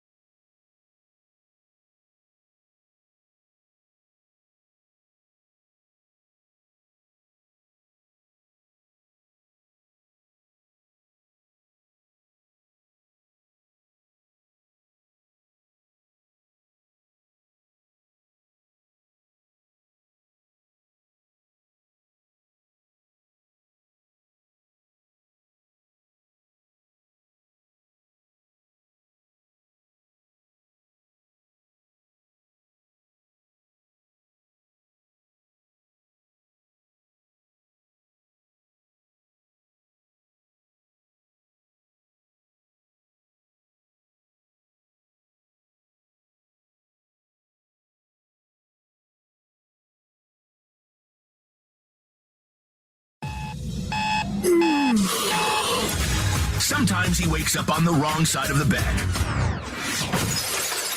And sometimes he's just, well, Joe. Awkward moment. Let's do it. This is the Rex Rant, now on Robby and Rexrode. I'm looking at you. I'm not happy. Tell me what your favorite country music song is. Well, I'm glad you asked that because my favorite country song is also a dance craze that's currently sweeping the nation.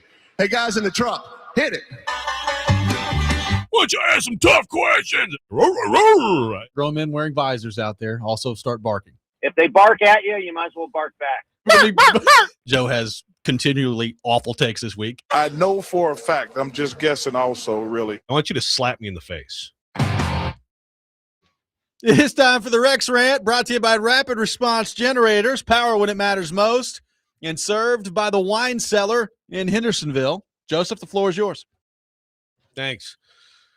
Happy 4th of July week, everybody. It's 4th of July week. So the 4th of July is what day? That's Saturday? That is correct. Okay, 4th of July, Saturday. Yep. So the fireworks places are out. It's cool. Everybody buy your fireworks. That's great. So I'm going to do this every year, obviously, because you're going to force me to do this every year. The 4th of July is one day. Now, your town, you may have a celebration the day before. You may have some fireworks left over the day after. That's fine. It is not a freaking festival month, week of blasting off your stupid fireworks late at night. Okay? June is Sunday night, late Sunday night. That's June 28th. June 28th, Tennessean, not Sunday, June 28th. Late at night. And look, this bothers me more than some people because one of my dogs is absolutely triggered to the point of like it's actually really bad what happens to Gus when people do the fireworks, okay? So they do the fireworks in our neighborhood somewhere near at like around 9 o'clock Sunday, June 28th. And he's freaked out all night long, Gus, trembling.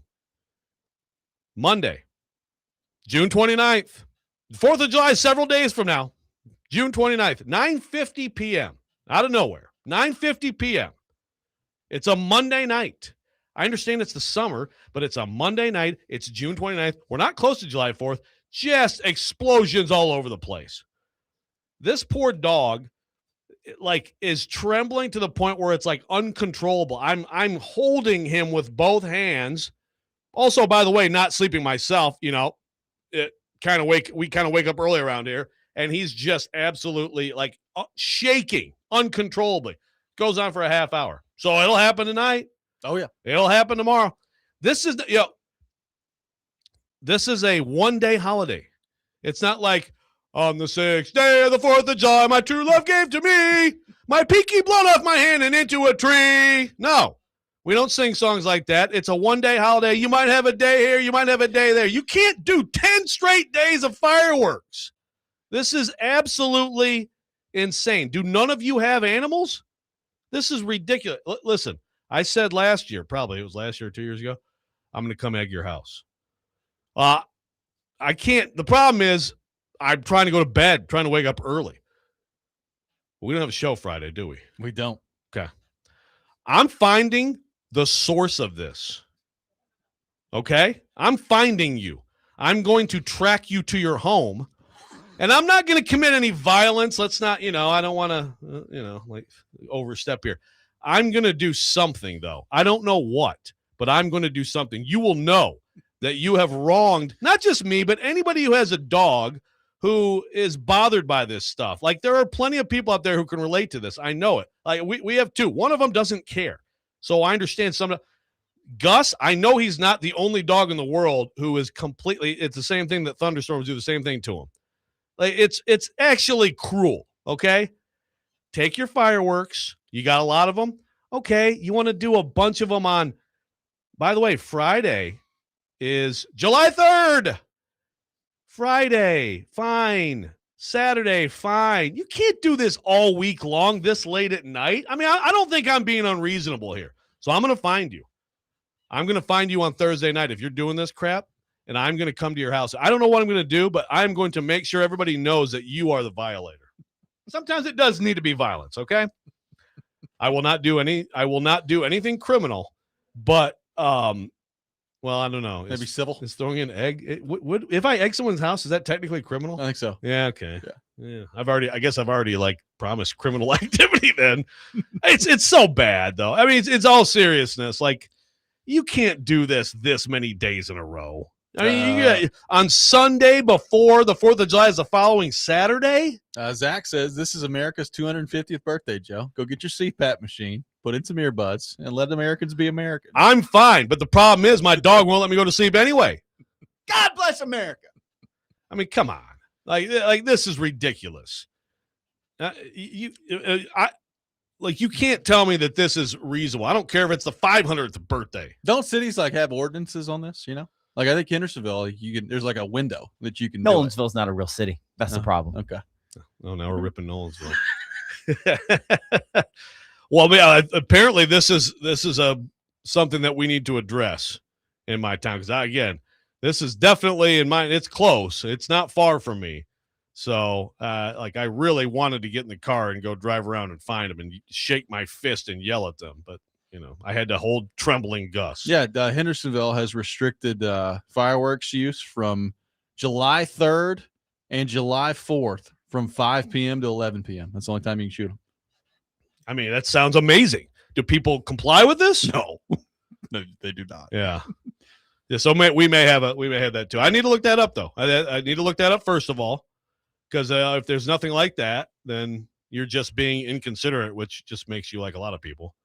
But if you're actually violating that, then maybe it's time to turn some people in. Huh?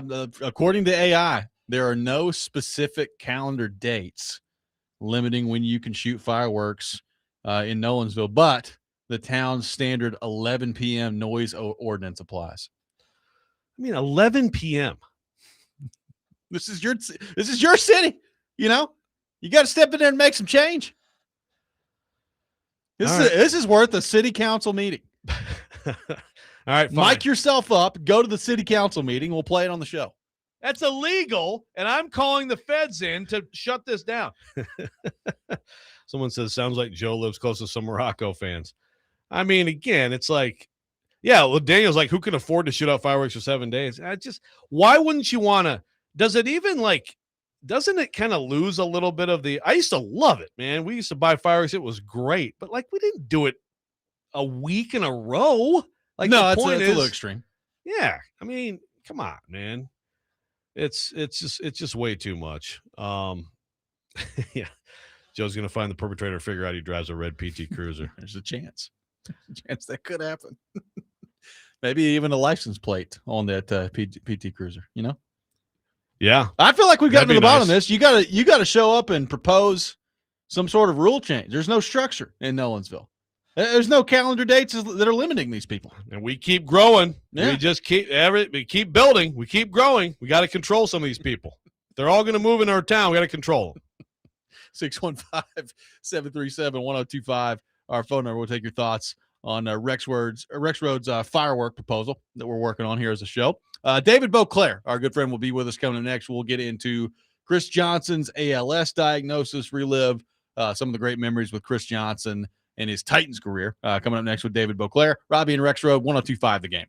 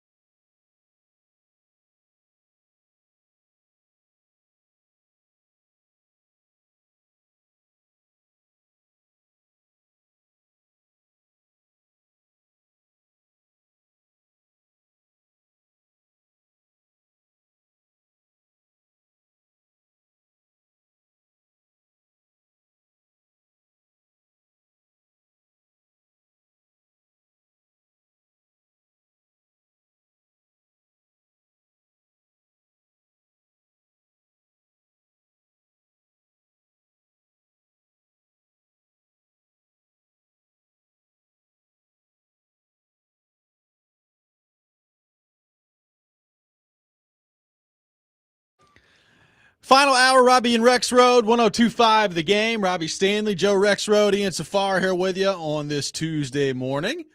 And we hit our phone line, driven by WilsonCountyHyundai.com, and welcome in our good friend David Boclair to the program from the Nashville Banner. David, good morning. How are you? Good morning, gentlemen. How are you? Awesome, man. Appreciate you taking time to be with us this morning.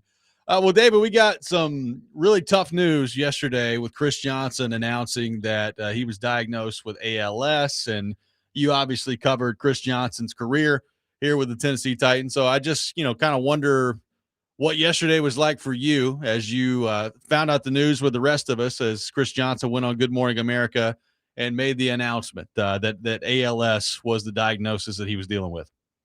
Yeah, I mean, first of all, it's becoming more and more common, it seems like, in the NFL to hear these kinds of reports. So, I don't think in terms of that it was terribly shocking.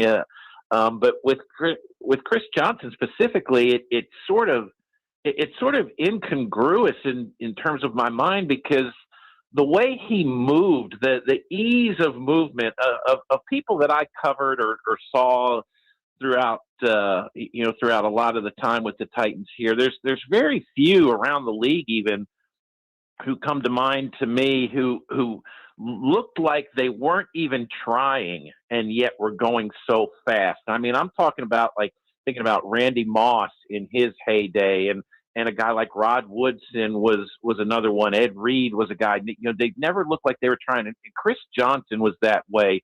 His feet just sort of glided across the ground, and it looked like guys were going to have an angle on him, and then he just ran away from them and just never looked like he was trying that hard. So to think about somebody like that just losing control of his body and ultimately not being able to move and the sorts of just heinous things that come with ALS is it's really hard to sort of calibrate in my mind and say that this is going to happen to this guy.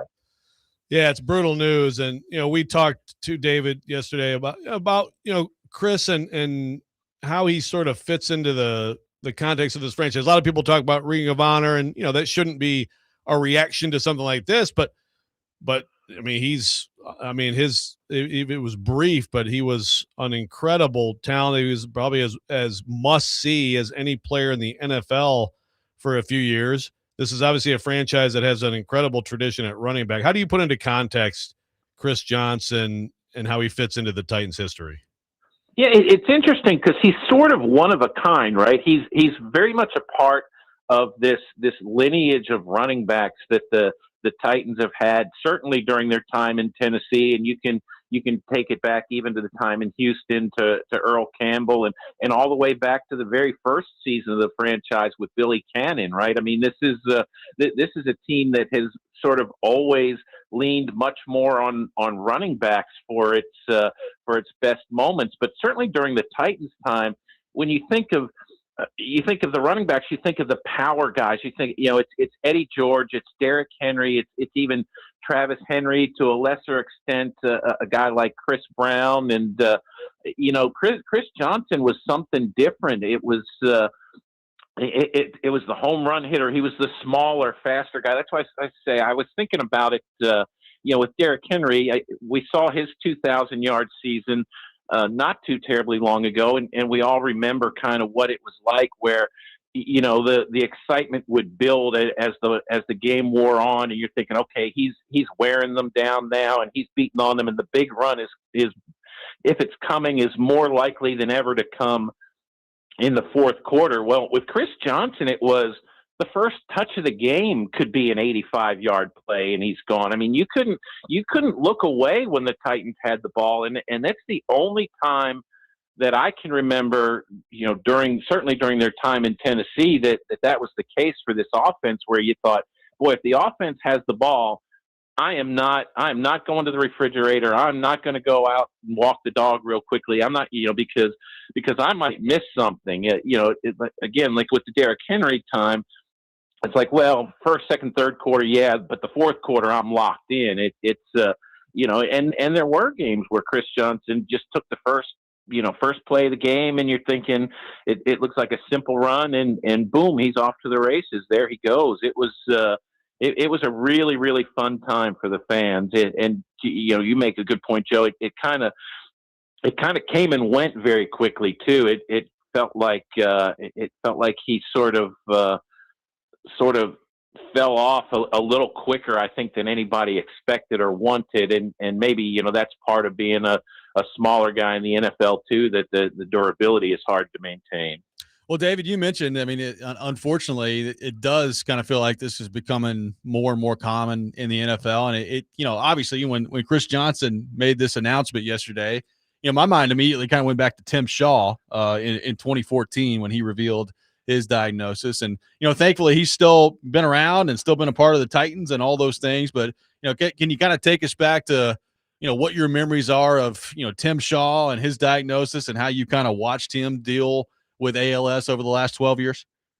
Yeah, he's one of the more remarkable people, but you see it with Steve Gleason too, that Yep. the guys who end up with this, they're so courageous in the way, we hear about it, that their minds still work, and they, and I guess if that's all you have, that's really what you lean on, and you find ways to live your life such as it is at that point. And I remember when Tim Shaw made his announcement and at the, the press schmaz standing around him, I was right there by his right side, and he started talking about the trembling, and I kind of looked down at one point and saw his hand going, and you could see his legs shaking a little bit too at that point. And it's just, it's pretty clear, right, that this is all related to the head injury stuff and whatnot. And medical science makes great advancements these days, in sometimes in seemingly short order. So, of course, this disease dates back pretty much a century in at least the American sports consciousness now when you talk about Lou Gehrig. So, but I'm guessing as more and more of these cases pop up, more and more attention is going to be paid to trying to deal with it, and maybe they'll get it. Maybe they'll get it handled at some point, or at least mitigate the symptoms and the effects of it to the point that we don't have to watch these guys sort of get confined to these wheelchairs and talk by moving their eyes across video screens. Even that sort of stuff, you think about what they're able to do is pretty remarkable. But yeah, it's just I don't know exactly what Chris Johnson is going to decide to do as he goes on, but he certainly seems to have the same sort of courageous attitude going into this, and we'll see what he does with it. Yeah, no question. David, I did want to ask you about the Titans right now, where they stand. Going into Cam Ward's second year, Robert Saleh, obviously Brian Daboll is a huge a pickup. Of course, we also thought Bill Callahan was a huge pickup a couple years ago on the offensive staff and didn't work out. But what's your I guess optimism level for this team to start to head back in the preferred direction with Cam Ward in year two? Well, my optimism level is they can't be much worse than they've been the last couple of years, and I do think there's a plan in place. It feels like that there are some things that they can build on. The important thing is I think they've reached a point as a franchise here, and I know you guys have talked about it plenty, and everybody else has too. So many changes between GMs and head coaches and whatnot.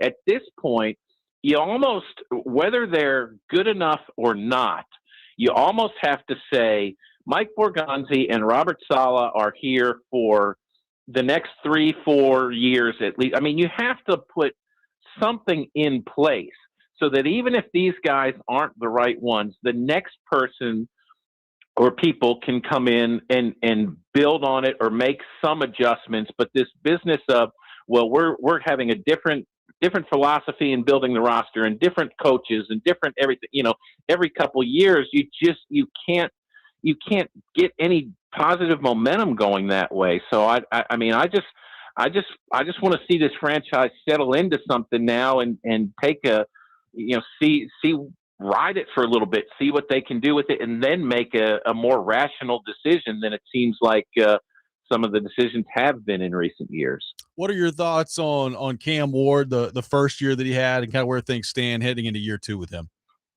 The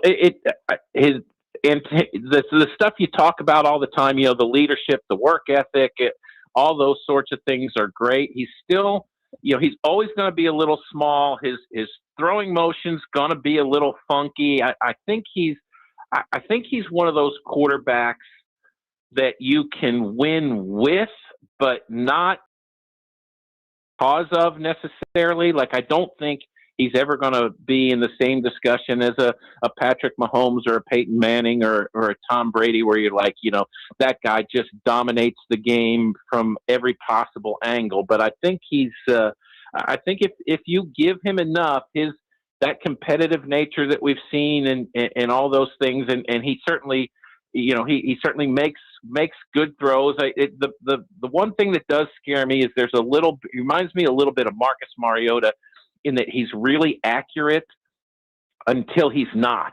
His misses are way off target, and the receiver doesn't even have a chance to make a play and bail him out a lot of the times, it seems like. And that's the one thing that I really was like, when you watched him last year, like, yeah, that's a bit of a problem. But there's a lot to like about him, and this is a franchise that has always sort of, the quarterbacks have been sort of a mixed bag, right? And outside, I think Steve McNair has set the standard for the Tennessee time, and nobody has matched him at this point. Cam Ward has a similar sort of "I'm going to prove it to you" attitude that Steve McNair had. So certainly a different size and different style of play. But I think that I like that. I'm gonna show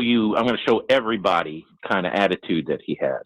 How do you solid success, impressive publicly? Seems like he'd be very good leading a locker room, but also did very poorly with an admittedly terrible franchise. Yeah, that's the thing, right?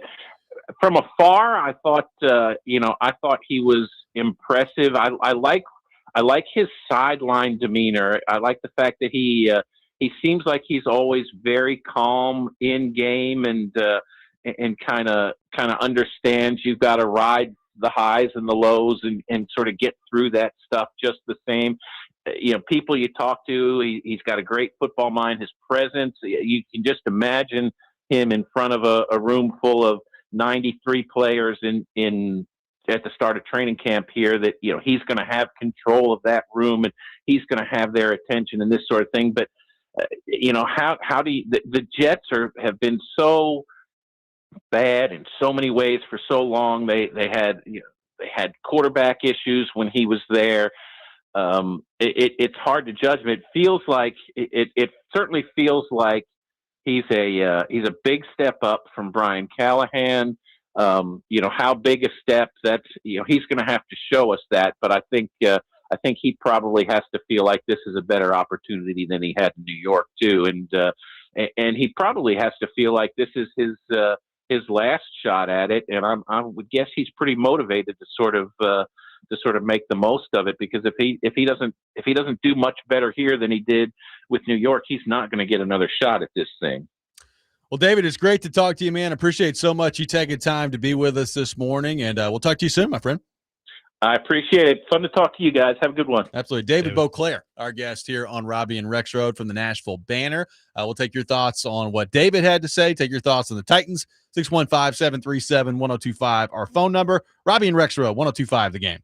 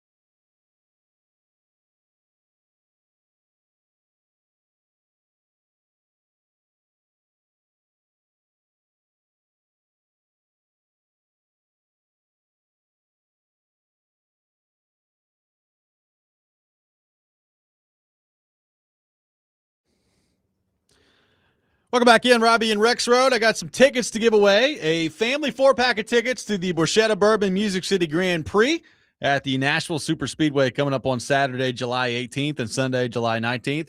Caller 4, 615-737-1025. Caller 4 will win a 4-pack of tickets to the Borchetta Bourbon Music City Grand Prix. Appreciate David Boclair for being with us in the last segment. Joe, you have a question you'd like to throw out there to Titans fans? Well, Boclair brought it up, and we touched on it a little bit yesterday, the football link to this. So, for people who don't know, Chris Nowinski, Dr. Chris Nowinski, it's the I want to make sure I have it's Boston University. That's basically that's the home base for CT research. Chris Nowinski has a personal connection with that, and so he's been on the front lines of this stuff. And he quote tweeted the Good Morning America interview, and he said, heart breaks for Chris Johnson. Surprised there's no mention of NFL players having 4 times the risk of ALS than the general population, and that it appears related to repetitive head impacts and CTE. Again, as we said yesterday, doesn't mean that, like, in this situation we can say definitively this is what caused it. But I think that that's a fair point. That the statistical, 4 times the regular population is certainly something that should get brought up. Now, Jeff Pearlman, former Tennessean writer, he's been at Sports Illustrated, but he went off about this and called Strahan a coward basically accused him of essentially, he said it's so farting irresponsible and grotesque that it was not brought up by Michael Strahan, who's paid by the NFL, doesn't bring it up. He knows that there's a tie. I think that's a strong reaction, but my question for you is is that a little bit underdone with this whole story here by Good Morning America? I mean, it's a human story about a tragic situation with a person, and you have him and you have his family, and that's the focus to me. But is it irresponsible to leave it out altogether? Look, I will say when he made the announcement yesterday, I think a lot of people's natural reaction, including mine, is, okay, well, how much did playing the sport that he played contribute to this? And I don't know. I mean, look, people get ALS that don't play football, right? So, like, it doesn't mean that because Chris Johnson got ALS that football absolutely was the reason why. But, as you just pointed out, the research there, 4 times as likely to get it is pretty insane, right? Like, it's a crazy number when you think about it that way. So, yeah, I mean, it probably, I think when you're talking about this sport and just the violent nature of it and the history of some of the things we've already discussed when it comes to this sport and the toll that it takes on people, yeah, I mean, it probably would have been worth bringing in there. Am I, like, irate that Strahan didn't ask him about it? No, I wouldn't say that that's the case. I'll read this quote from Pearlman. It says, quote, Chris Johnson's dying. He showed up on Good Morning America to tell his story. Michael Strahan, one of the great cowards on TV, in my opinion, sits there and pretends, oh, this is heartbreaking. It's so sad. I can't believe it's happened to you. Doesn't have the courage and decency and wherewithal to mention the ties between football and ALS. That's because he's getting paid a bleep load of money not to. It's, again, farting, disgusting, end quote. That's a, again, like that's really going after Strahan on this. It's like if you're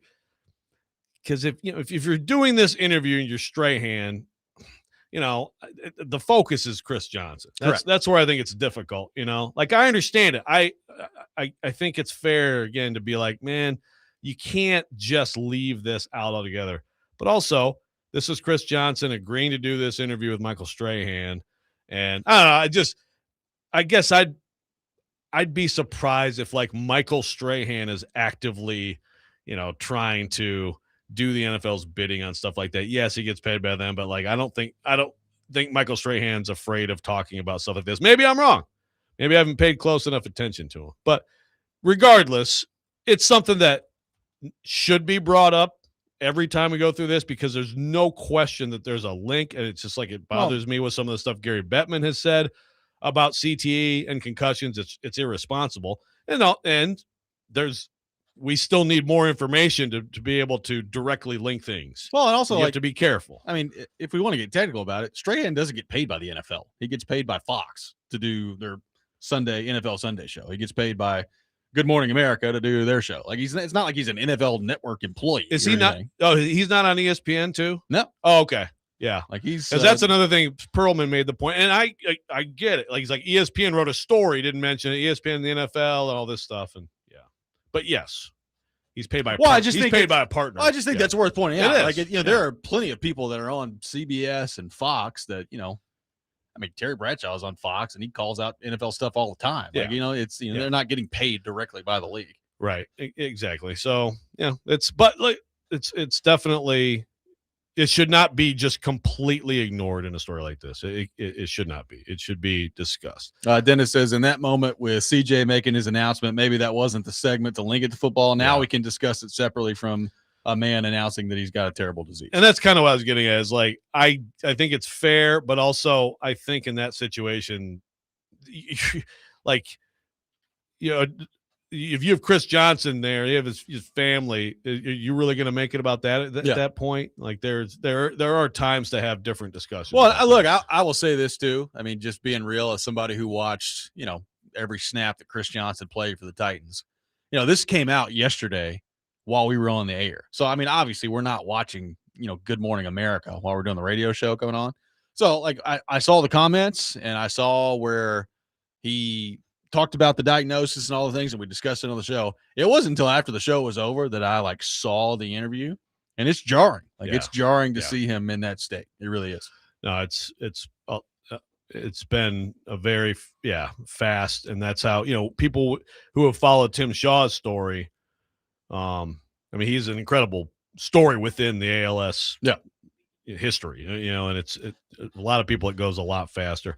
Jared Springhill says football people know the risks. Everybody knows the risks of football now. It's 2026. I kind of agree, but there's still more information to get. And I've always said with CTE, what I'd like us to get to is a risk assessment test, because I really believe. I mean, you can look around and see people who played this game for a long time and seem to be fine. And then you can find people who unquestionably had their lives ruined because of it. So what I'd like to get to is a point where we can test someone before they ever play football. You have whatever it is in your physiology that allows you to do it or not allows you to do it. Well, I think we shouldn't stop talking about it. I would agree. And there's no question that there's been progress made on it. And the game, I mean, just from a rule standpoint, I think it's safer now than it used to be. But the bottom line is, there's still, it's a violent sport, and especially depending on what position you play. Like when you're a running back, I mean, you're running up the middle and you're taking hits all the time, right? Like that's a different level of risk to me than playing quarterback where they do all they can do to keep you from getting hit at any point, right? Like it's a different thing when it comes to the position that you play and the risk that's inherently involved. Like if you're on the offensive line, you're doing a lot of banging heads with the guy right across from you, right? I mean, it's just natural part of blocking. So some of it is just position related too. Like Chris Johnson, he was fast and he's running around all the time. He also took a lot of hits going up the middle, right?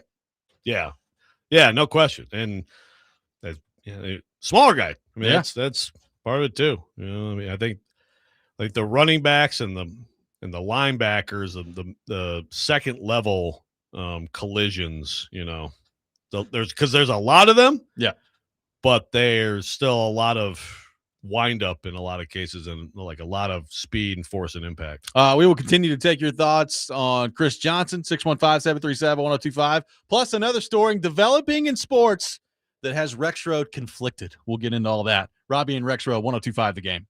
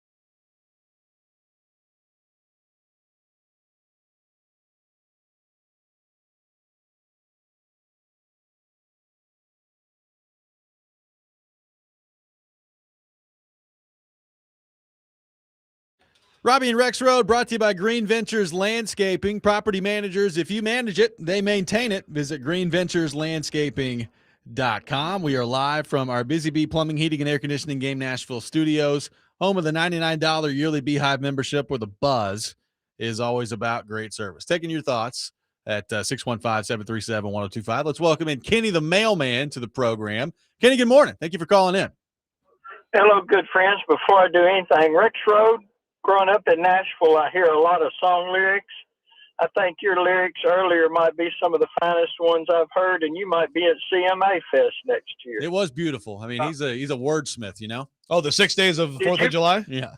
Did you come up with that off the cuff, or have you been working on that? No, I typed it up. I did type it up in the commercial before the segment, so that counts. So it wasn't totally off the cuff. Goodness. Yeah.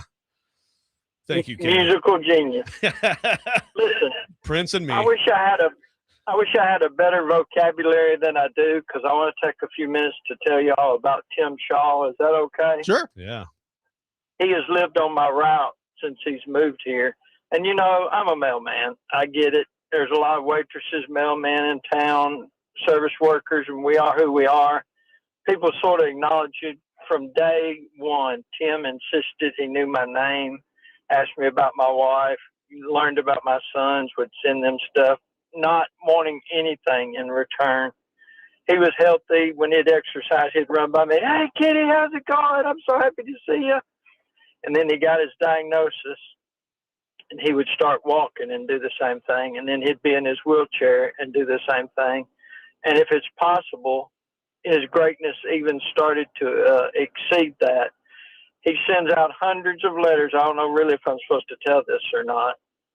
If you get a letter from Tim, it's not dictated to anybody. His dad says it takes so long, but he writes with his eyes, with his machine, and it might take an hour to get that letter out, but he does it, and he sends them to football players across the mid-state, high school football players, people with medical issues. It is an unbelievable sight. And really, I don't know if anybody knows it besides the people that get it and me. But if you watch the video, it's about 10 years old now, Tim Shaw, A Letter to My Younger Self. Have you ever seen that on YouTube? That's awesome. If you watch it again, don't blink, because I'm the mailman that he stops and talks to. Okay. And what I do, I turn my vehicle off, and I always get out and talk to him. And one time this man stopped and said, I see you talking to that handicapped man. I sure am glad you get out and inspire him and spend time with him. I go, sir, you don't understand.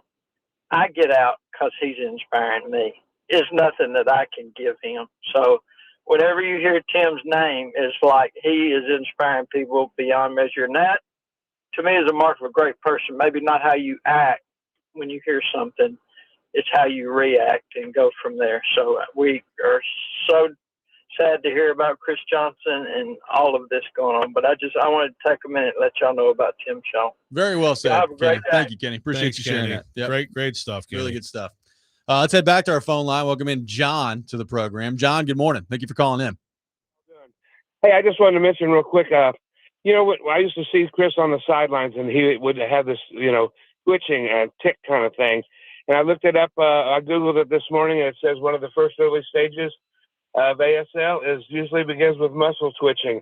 He might have had a proclivity for this disease long before he ever played football. I thought you might get a neurologist or somebody on to explain it more. But anyway, that's all I got. Thanks. Thank you, John. Appreciate it. I mean, yeah, I'm not – look, I'm not smart enough to know what the connections between all that were. But, I mean, I think anytime something like this happens, Joe, number one, it takes me back. Kenny was telling that Tim Shaw story, and I remember in the aftermath of the Tim Shaw stuff, like the ALS Ice Bucket Challenge was going on, and people were doing all those things, and that kind of swept the nation by storm. But I think you're always kind of looking for, like, what causes this? Like, what makes people and that's with ALS, it's with a lot of stuff. Like, what makes people more susceptible than others to, dealing with these diseases? And, hopefully as time goes on here, we can get closer and closer to figuring all that out. Yeah, absolutely. Great story there from Kenny on Tim Shaw. Again, it's, Chris Johnson has someone there in his corner who really is one of the most important voices about the disease, and it's just it's unbelievable, like the strength he has demonstrated and the way he has handled it and the example he has set. So hopefully that's also a resource and a comfort for Chris. As for the second caller, so I assume he was referencing Chris with the Titans, right? That wouldn't be before he played football. That'd be after he'd already played high school and college football too. I mean, don't forget that. But, right. But I have no idea if there would be a link there or not. That I wouldn't even pretend. I do try to play a doctor sometimes on this show, but only with my own ailments typically. That's right. So a story in sports that has Rexrode a little conflicted out there. So apparently Golden State is planning to pursue LeBron James and Anthony Davis in, I guess, free agency, but via trade this week. So that was reported yesterday by ESPN. And those deals are now opened up as a possibility since Draymond Green has declined his $27.6 million player option as of yesterday morning. So Draymond declined his player option, and apparently Golden State will be pursuing LeBron James and Anthony Davis. So as a noted Draymond Green fan and a noted Golden State Warriors fan now, how are we feeling about this, Rexrode? What do we make of this latest news? Well, first of all, the Draymond Green declining is part of the plan of him still being correct. There. So, yes. I'm willing to give it a run. I just feel like that team would be so old. Very old. Be so susceptible. Just AD himself is like, I'd love to think we could have a couple years left of like him being he can't even walk on the floor without getting hurt anymore. Like it's just so I'm fascinated. There's been talk. I mean, LeBron and Steph, I think, have talked, and Draymond have talked forever about trying to, get together at some point. I suppose when you get to this point, it's either like if Kerr's coming back, then you're keeping Steph. I mean, obviously Steph's going to be there, but you're keeping Porzingis Draymond. Yesterday. They signed Porzingis. I guess this means Jimmy Butler would have to go, and it's like, gosh, he's actually really good. I don't think it'll work. But I guess and I'm not like over the moon about it, but also it's like, you know what? Why not? Give it a shot. It is different, but I do remember going into the 03-04 season when the Lakers signed Karl Malone and Gary Payton, and it was like, oh my God, the super team. Now, again, they still had Kobe and Shaq coming off 3 straight titles. As people may or may not remember, the Pistons destroyed them in the NBA Finals. But that was still so that was like a fail by losing in 5 games in the finals. That was a fail. Yep. But they still had 2 players in their prime who were great. This is one player. Well, I mean, Draymond's still one of the best defenders, and he's still their facilitator, and Steph is still great. What is LeBron? How does LeBron work with that? How would then AD work? If you tell me AD is going to play, if you tell me AD is actually going to play, then I'm intrigued. I mean, LeBron and Steph would work very nicely together. I have no doubt about that. I mean, and then, if Kerr has learned his lesson this offseason and has decided to finally, free up Draymond to let him be the offensive player that Draymond believes that he can be. I mean, you could be talking about kind of the beginning of the next dynasty at that point, right? That is true. Draymond 30 points a game all of a sudden, LeBron, get Draymond the ball. Steve Kerr's had to do some soul searching. It's like, you know what? You're right, Draymond. I've been drawing up all these plays for Steph Curry to shoot the ball when I could have been drawing them up for you. You could have just gotten the ball to Draymond this whole time and not let Steph Curry shoot. You're never going to let this go, are you? Oh, it's one of the dumbest comments in the history of sports. So I'm at least going to have to play it out for a little while. I can't argue. I know. I feel bad. I feel bad because Draymond's provided so much joy for my household, but it's one of the dumbest things ever said. I couldn't believe I never got feet. This guy's been holding me back. Why would we want Klay Thompson and Steph Curry to shoot it when you could have had me? Kevin Durant, move aside. Give me the ball. I'd like to point out Game 7, 2016, the whole offense was Draymond Green. They get blown out of that game if Draymond doesn't score like 34 in that game. I'm just saying. What was the result of that game? They lost. Yep. What a weird – I mean, seriously, like Steph couldn't hit a shot. Clay couldn't hit a shot. Draymond, you got to get Draymond more shots. Like, and they still almost won the title. Of course, they would have won the title anyway if not for the groin punch. So it's true. So I mean, like, I think there's a chance this happens. I think LeBron would love to play with Steph Curry. I think he would absolutely love it. And I guess there's this whole like LeBron wants to like finish the job with AD, and he wants after what happened, which again is fine. About that, but yeah. Well, there's someone wrote that. I think Shams wrote that. There's like that's part of his mindset. It's just you tell me that AD could be like 2/3 of what he was at his best, and he would actually be able to get through a season. I'm intrigued. If not, I mean, LeBron's still a great player. It's incredible what he's doing, but I don't know. It's just hard to know right now, just as an individual commodity, what is the add to a team with him right now? I'm looking at Anthony Davis's career just to see if he's ever approached playing 82 games. No, he has not. Ever? The closest he came was 76 in 23-24. Yeah, at least that wasn't that long ago. Yeah. But I mean, you're talking 42, 36, 40, 68, 67, 42, 20. He played 20 games this last year. More tread on the tires, Think of it that way. Good grief. It's unbelievable. He gets hurt all the time. It's crazy. Yeah.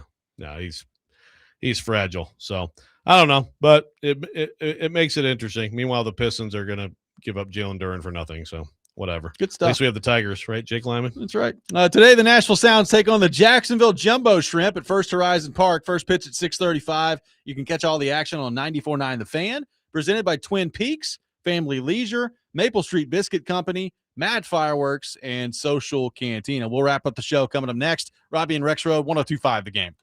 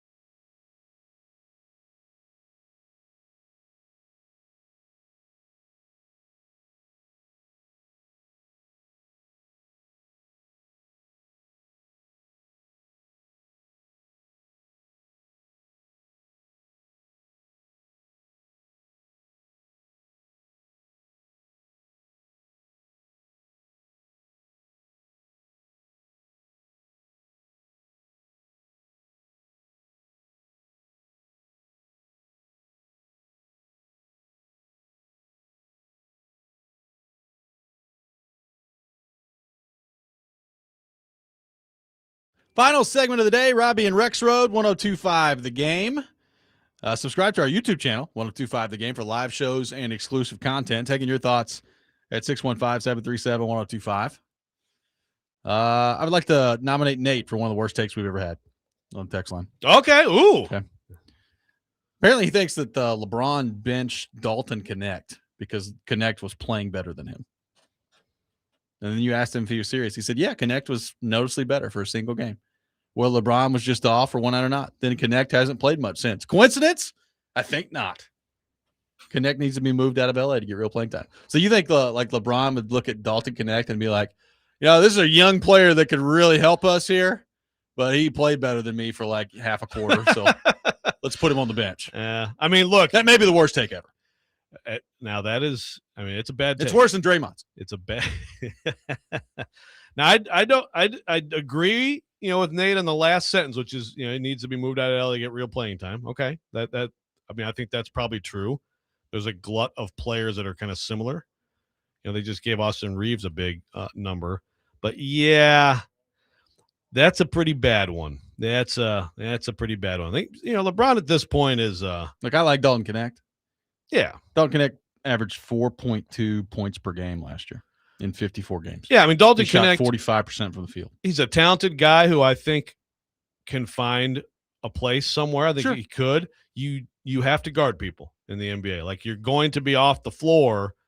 And that's what he said when he went to UT, is like, obviously no one knew how good he was, but it was like, part of it was like, I want to learn how to play D. And some guys just, you have a hard time guarding big wings in the NBA, which I understand, but he certainly does. And that's going to be limiting for him unless he's on a bad team where the minutes are just there to be given away. Yeah. So, but I don't know that I agree that it's the worst take of all time. It's a pretty bad take. Dalton. Sorry, Nate. I know you can help us. Sit down. He played better than me. Get that guy out of my sight. You know who also played better than LeBron this year? Luka Doncic and Austin Reeves. Didn't really seem to have any problem letting those guys play. Right. Yeah, exactly. Luke, that Luka guy better sit down. He's embarrassing me. No one can be better than me. I'm LeBron.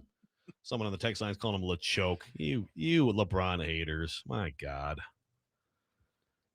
I'm interested to see where he plays. Oh, He'll be 42 in December. This is season 24 for him coming up. That's incredible. I think he's trying to get to 25. Then he's going to call it a career. Like 25 years. That'll be it. I think I love the idea of. It was a lot of fun in the Olympics watching LeBron and Steph. It was. Yeah. They were the best two players. Yeah, they were. That is the crazy thing. It wasn't that long ago. It wasn't that long ago. There are a lot of younger guys who are very, very talented who are in this league, but those two guys led the way. Yeah. Maybe we can get that magic going again. Maybe so. Run a play for Draymond every once in a while. Everyone's happy. Don't let Dalton Connect in there.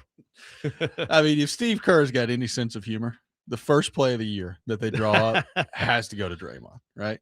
Just a total ISO. Yeah, just ISO him. Everyone's standing on the other side. Maybe even like the first quarter. It's like every play you draw up, just like find Draymond in the corner, find Draymond at the top of the key, like just anywhere you want to do it. Steph, you don't shoot the ball once. LeBron, move aside. Get the ball to Draymond. They should have a night where it's just like, because sometimes you just have nights where people sit down, you take out a night where it's like, we are going to get Draymond 40 shots tonight. 40 field goal attempts, Draymond. Like, wow. We're down by 56. How'd that happen? Good grief. I'm sorry, Draymond. I can't save you from this take, man. As much as I'd like to. It's going to live in infamy. Yeah, it is. Yeah, it is. I guess like with Nate's take there. Yeah, I guess so. John says, I think LeBron wants to play with Bryce before he hangs it up. We'll see how good Bryce ends up being, his other son. I've thought about that. I think I've thrown this question out there before. With I think Sidney Crosby comes to mind too. Like if guys like Crosby and LeBron James, like if the only thing they were concerned about was like being good enough to hang around in the league, right? How long could they play? Like how long could Sidney Crosby play in the NHL if the only thing he was concerned about was, I just want to be good enough to be in the league. Like I don't have to be, a 90-point player still. I mean, Gordie Howe, man. Gordie Howe was out there freaking like 73, still playing with like the Houston Arrows or whatever. I mean, Yager played forever. I mean, he could, obviously he could do it. But like if LeBron, the only thing he was interested in was just hanging in the league, like could he play till he was like 50? Oh, no question. Yeah. He could be 11th, 12th guy on a bench somewhere. And if you had to play him, he could go out there and be fine. I mean, as much as you hate your boy, I mean, does any of us believe that if Brady really wanted to, he still couldn't play football right now at 48? Yeah. No, he could be like, would he be like at this point QB2 level player? Yeah, well, that's what I'm saying. Like, yeah, but you can still be in the league. Yeah. He could. Yeah. Like every now and then you run across those people that it's just like crazy. Like George I thought Blanda. about that. George Blanda puffing those darts on the sideline, man. Like there was a couple games I watched Crosby last year where it's just like, man, he's like, he's been doing this forever since he was 18 years old, and he's still just high level at this. And it's like, how long could he play if he really wanted to? That's the thing about hockey players that you think about.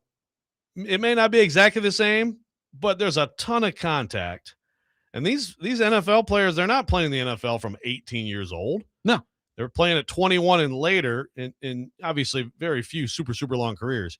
A guy like that, these guys, these great hockey players who start taking the hits on a top 6 situation at 18 years old, and they play 20 years. Yeah. It's crazy. No, it is. It's nuts. I mean, I've said this before about Yossi, like health stuff aside, if it was just skating, like Roman Yossi will still be able to skate pretty well when he's like 45 years old, right? Like he'll still be able to move. Like Phil, I used to, when Phil Housley was the assistant coach with the Predators, he'd be out there at practice and it's like, yeah, I mean, if he really wanted to, he could still be like somebody's 7th defenseman in the NHL, like age 53 or whatever he was. Sure. So yeah, he could still move that well. Yeah. It's crazy. Some people just are gifted, man. Maybe we'll see someone do it. Someone do the Gordie Howe or the George Blanda. Yeah. Craig says Nate's take is proof Vols fans need therapy. Don't broad brush all Vols fans. I don't think all Vols fans thought that LeBron was jealous of Dalton Connect. That guy, no more of that. He's way too good. Although I would like to live in that reality, though. How awesome would that be if LeBron was like, all the guys I played with, who I really can't stand?